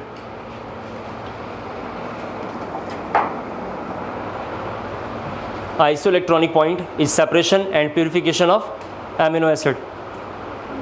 ठीक है, separation and purification of amino acid. आज की class का last एक topic देखेंगे, पेप्टाइड बॉन्ड। ठीक है, बाकी इसमें एक वीडियो और हम लोग थोड़ा सा, अब वो आपके टाइम के लिए नहीं बनेगा, आगे के लिए बनेगा, उसको हम बनाएंगे, जिसमें बायो के जो टर्म्स हैं उसको लेके हार्मोन्स, DNA, RNA, विटामिन, उनका जो होता है आप देखते हैं, हेलिक्स फॉर्मेशन वगैरह होता है। एक बार मैं किसी को बुक से लेके इधर पढ़ लूँगा, मतलब इधर से निकल के उधर उगल देने वाला कंसेप्ट है। इधर पढ़ के आएंगे, अगले दिन पढ़ा के लफड़ा खत्म कर देंगे, क्योंकि वो हमारे काम का है नहीं, तो वो अननेसेसरी है। लेकिन बच्चे तो बोलेंगे ये नहीं पढ़ाया आपने, जो नहीं हुआ है उस पर काम ज़्यादा करते हैं बच्चे, तो हमें वो काम खत्म कर देना चाहिए। तो उसको देखेंगे कैसे करते हैं। नेक्स्ट रीडिंग लिखेंगे थोड़ा सा, peptide bonds, peptide bonds, peptide bonds, peptide bond. सब बच्चे यहाँ पर देखें, तो हमने ग्लाइसिन पहले ले लेते हैं, सबको पता है कि ये ग्लाई है, यहाँ पे देखिए ये ग्लाई है, और एक और ग्लाइसिन ले लेते हैं। एक और ग्लाइसिन को हम लोग चाहें तो ऐसा ले सकते हैं, ये देखिए ये भी ग्लाई है। जब दो ग्लाई आपस में कंबाइन करेंगे तो यहाँ से वाटर बाहर निकल गया होगा, देखिए आप, यहाँ का एक H और यहाँ का OH बाहर निकल गया होगा। तो पहले तो इधर जरा सा देखिए, बनेगा COOH CH2, यहाँ आएगा NH और यहाँ C डबल बॉन्ड बनेगा। सब बच्चे देख लें, यहाँ का एक OH और एक H बाहर निकल गया होगा, फिर यहाँ बनेगा CH2 और फिर बनेगा NH2। मैं जब ध्यान से देखूंगा, इस बॉन्ड का नाम बुक्स वाले रखते हैं पेप्टाइड बॉन्ड, पेप्टाइड बॉन्ड, लेकिन जब मैं ध्यान से देखूंगा तो ये अमाइड बॉन्ड ही है। ठीक है जी, ये अमाइड बॉन्ड है, और अमाइड ये वाटर तो निकल के बाई प्रोडक्ट है। ये अमाइड कैसे पता चला, क्योंकि अमाइड का स्ट्रक्चर ये होता है, ये अमाइड है, ये सब अमाइड है, ये सब अमाइड है, सबके सब ये अमाइड है। तो मुझे इन तीनों लाइनों को देख के पता चल रहा है कि इसमें अमाइड बॉन्ड है, तभी तो आइड बॉन्ड यहाँ दिखाई दे रहा है। ठीक है जी, इसका नाम अमाइड बॉन्ड। ये जरा कॉपी करना थोड़ा सा आपको।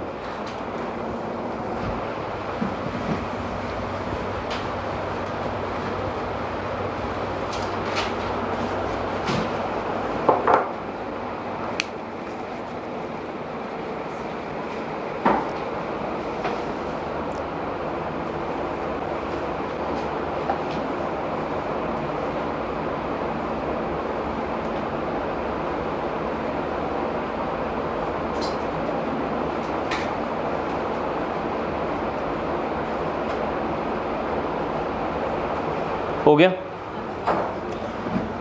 3 कॉलम आपको जरा बनाना है, मतलब 3 लाइन जरा हम ड्रॉ करेंगे, मतलब 2-3 लाइनें लिखना है। एक में लिखना है नंबर ऑफ, इधर थोड़ा लिख रहा हूँ शायद दिखे नहीं, number of alpha A, number of alpha A amino acid. यहाँ पे लिखा हुआ है पेप्टाइड बॉन्ड्स, इधर लिखा हुआ है पेप्टाइड्स लिख देता हूँ, और इधर लिखा हुआ है number of peptide links, number of peptide links. ये थोड़ा हमें लिखना है, बस ये 2-3 लाइन लिखेंगे, लास्ट चल रहा है। एमिनो एसिड यहाँ कितनी बार हमने लिया जी? 2 बार, देख रहे हैं ना, 2 एमिनो एसिड है तो 2 तो मिनिमम लेना ही पड़ेगा, 2 से स्टार्ट होगा, तो इधर लिखना 2, पहले लिखना 2। जब 2 लेंगे तो कितने लिंकेज इसमें बने हुए हैं जी? 1 लिंकेज बना हुआ है। जरा यहाँ देखें, पहले में 2 लिखना है, सब अच्छे देखें, फर्स्ट में 2 और लास्ट में 1 लिखना है। पहले में 2, लास्ट में 1 लिखना है, और बीच में लिखना है डाई पेप्टाइड। 2 लिंक हुए हैं तो लिखेंगे डाई पेप्टाइड, ठीक है। पहले में 2 लिखना है, लास्ट में 1, बीच में डाई पेप्टाइड, फिर लिखेंगे 3 और 3 जब लिखेंगे तो इधर लिखेंगे पेप्टाइड लिंकेज कितना बनेगा? 2। एक इधर बना होगा, फिर एक इधर बना होगा, सब अच्छे देख लें, एक इधर बना है इसी तरीके से जैसे यहाँ बना, एक इधर बना होगा, तो पेप्टाइड लिंकेज कितने होंगे? 2। और कितना मतलब बॉन्ड बन रहा होगा? ट्राई, तो लिखेंगे ट्राई पेप्टाइड्स, ऐसा नाम होगा ट्राई पेप्टाइड्स, ठीक है। अगला लिखना 4 लेंगे तो 3 बनेगा, और नाम होगा वहाँ पे टेट्रा पेप्टाइड्स, कर लेंगे शायद। इस तरह का 10 लेंगे, 10 अगर अल्फा अमीनो एसिड लेते हैं तो उसमें 9 पेप्टाइड लिंक्स बनेगा, 9 पेप्टाइड लिंक्स बनेगा, और नाम होगा डेका पेप्टाइड्स, ठीक है, डेका पेप्टाइड्स। अगर आपने n टाइम्स तक ले लिया, number of amino acid n times तक ले लिया, ठीक है, तो उधर जब आएंगे तो नाम होगा n-1, क्या कहते हैं आप? n-1 बनेगा, और जो बीच में फॉर्म होगा उसका नाम होगा पॉलीपेप्टाइड्स, उसका नाम होगा पॉलीपेप्टाइड्स। पॉलीपेप्टाइड्स को ही आप प्रोटीन बोलते हैं, प्रोटीन्स आर पॉलीपेप्टाइड्स, आप पढ़ते हैं बायोलॉजी में, तो उसमें लिखा होगा। और लिख लेना एक last line, peptide can form zwitterion, peptide can form zwitterion, peptide can form zwitterion. Coming class में इसके आगे जो बचे हुए रेसिडुअल पार्ट रह रहे हैं बायोलॉजी वाला वो हम करेंगे, और 3-4 क्वेश्चन जो है थोड़ा सा और इस पर कर लेना चाहिए, ठीक है। रुक दीजिए इसको, आज के लिए इतना बहुत है, ठीक है, काफ़ी।